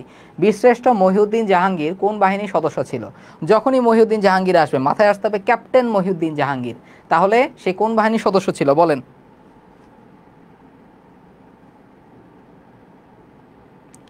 সে কোন বাহিনীর সদস্য ছিল? হ্যাঁ, আচ্ছা চংপুর রংপুর বলছে রুহান আহমেদ, হ্যাঁ যেটাই বল না কেন সবগুলো ঠিক আছে, এটা বলো এখন সব ঠিক আছে। মহিউদ্দিন জাহাঙ্গীর কোন বাহিনীর সদস্য ছিল? ভেরি গুড, সেনাবাহিনী, কারণ সে ক্যাপ্টেন ছিল। ক্যাপ্টেন, সিপাহী, আমাদের কে কে আছে? সিপাহী মোস্তফা কামাল, সিপাহী হামিদুর রহমান, ক্যাপ্টেন মহিউদ্দিন জাহাঙ্গীর, তারা সেনাবাহিনীর সদস্য। ল্যান্স নায়ক মুন্সি আব্দুর রৌফ, তারপরে হচ্ছে আমাদের আর কে আছে? ল্যান্স নায়ক মুন্সি আব্দুর রৌফ, সিপাহী মোস্তফা কামাল, মতিউর রহমান, ল্যান্স নায়ক নূর মোহাম্মদ শেখ, তারা হচ্ছেন ইপিআর এর সদস্য ছিলেন, রাইট? আচ্ছা, মহিউদ্দিন জাহাঙ্গীর কত তারিখে শহীদ হন বলেন? পড়াইছি, সব পড়াইছি। হাজারা তন্নি, বিমান বাহিনী যে মাথার মধ্যে বাড়ি মারবো যে, মহিউদ্দিন জাহাঙ্গীর নাকি ছিল সে বিমান বাহিনীর মাথার মধ্যে বাড়ি মারবো যে, ঠিক আছে, সাবধান। ইয়েস, 14ই December 1971। Very good, very good, very good, yes, very good, পারছি তো। কোন বীরশ্রেষ্ঠের সমাধি পাকিস্তানের করাচিতে ছিল? মাশরুর বিমান ঘাঁটির কথা বলছে আসলে, আমরা যদি জানি এগুলো পারবা সবাই, এত সহজ কোশ্চেন তোমাদের ধরবো আমি? পাগল পাইছো আমারে? আচ্ছা এটা বলো, এই যে পাইছি, 1971 সালে মুজিবনগর সরকার কর্তৃক প্রকাশিত পত্রিকার নাম কি ছিল বলেন দেখি, এখন বলেন। পাইছি একটা প্রশ্ন, দেখি কার কত দম। এই প্রশ্ন যদি উত্তর করতে পারো বুঝে যাব। এই প্রশ্ন যদি পারো ম্যাক্সিমাম, তাহলে আজকের ক্লাস এখানেই শেষ, আর না পারলে আরও কোয়েশ্চেন ধরবো। ভেরি গুড বাংলাদেশ, এই তো পেরে গেছো, ভেরি গুড। কারণ কি? একটা হচ্ছে বাংলার বাণী, সেটা ছিল বাংলা, কিন্তু ইংরেজিতে যে মানে সাপ্তাহিক একটা পত্রিকা ছিল বাংলাদেশ, বাংলাদেশ। এই বাংলাদেশ কোনটা ছিল? এটা ছিল মুজিবনগর সরকার কর্তৃক প্রকাশিত ইংরেজি সাপ্তাহিক পত্রিকা, মনে থাকবে। তাহলে আজকের ক্লাস কেমন হলো যে অবশ্যই রিভিউ দিবেন। যে রক্ত ক্লাস নিছিলাম, আমার খুব মন খারাপ হয়েছে, কেন জানো? রক্ত ক্লাস নিলাম কিন্তু তোমরা কেউ জানো না কেমন লাগছে, ঠিক আছে? তো সারাদিন ভাবতেছিলাম আসলে আমার ভুলটা কই ছিল যে কেন তোমরা রিভিউ দিলা না, আমি জানি না, নো ওয়ে। তো এটা আসলে তোমাদের ব্যাপার, তোমরা রিভিউ দিবা কি দিবা না, তোমাদের ভালো লাগছে কি লাগছে না, এটা তো আমি ভালো লাগাইতে পারবো না। তো যাই হোক, যদি ভালো লাগে তাহলে রিভিউ দিও, ওকে? তাহলে সবাই ভালো থাকেন। যে আমাদের মুক্তিযুদ্ধ শেষ, মুক্তিযুদ্ধ শেষ। নেক্সট ক্লাস আমরা বাংলাদেশের পরিচিতি শুরু করব। এভাবে ধাপা ধাপ সবগুলো ক্লাস আমি শেষ করে ফেলবো। আর ক্লাসগুলো যারা করবো না তারা হা করে তাকায় থাকবো পরে, ভাই কেমনে শেষ করবো এত বড় বই, অথচ দেখো ক্লাসের মধ্যে বই শেষ করাই দিচ্ছি। তোমাদের এখন কি এগুলো তোমরা প্র্যাকটিস করবা, এগুলো তোমাদের প্র্যাকটিসের জন্য সব খাওয়াই দিছি, ঠিক আছে? ওকে, যে তোমাদের আরেকটা হোমওয়ার্ক, রক্তের ক্লাস কেমন আছে এটা রিভিউ তোমরা দিবা। ভালো লাগছে বলতেছো, রিভিউ তো দাও না, ঠিক আছে? তোমরা খুব খারাপ আসলে। ঠিক আছে, ভালো থাকেন সবাই, আসসালামু আলাইকুম, আল্লাহ হাফেজ।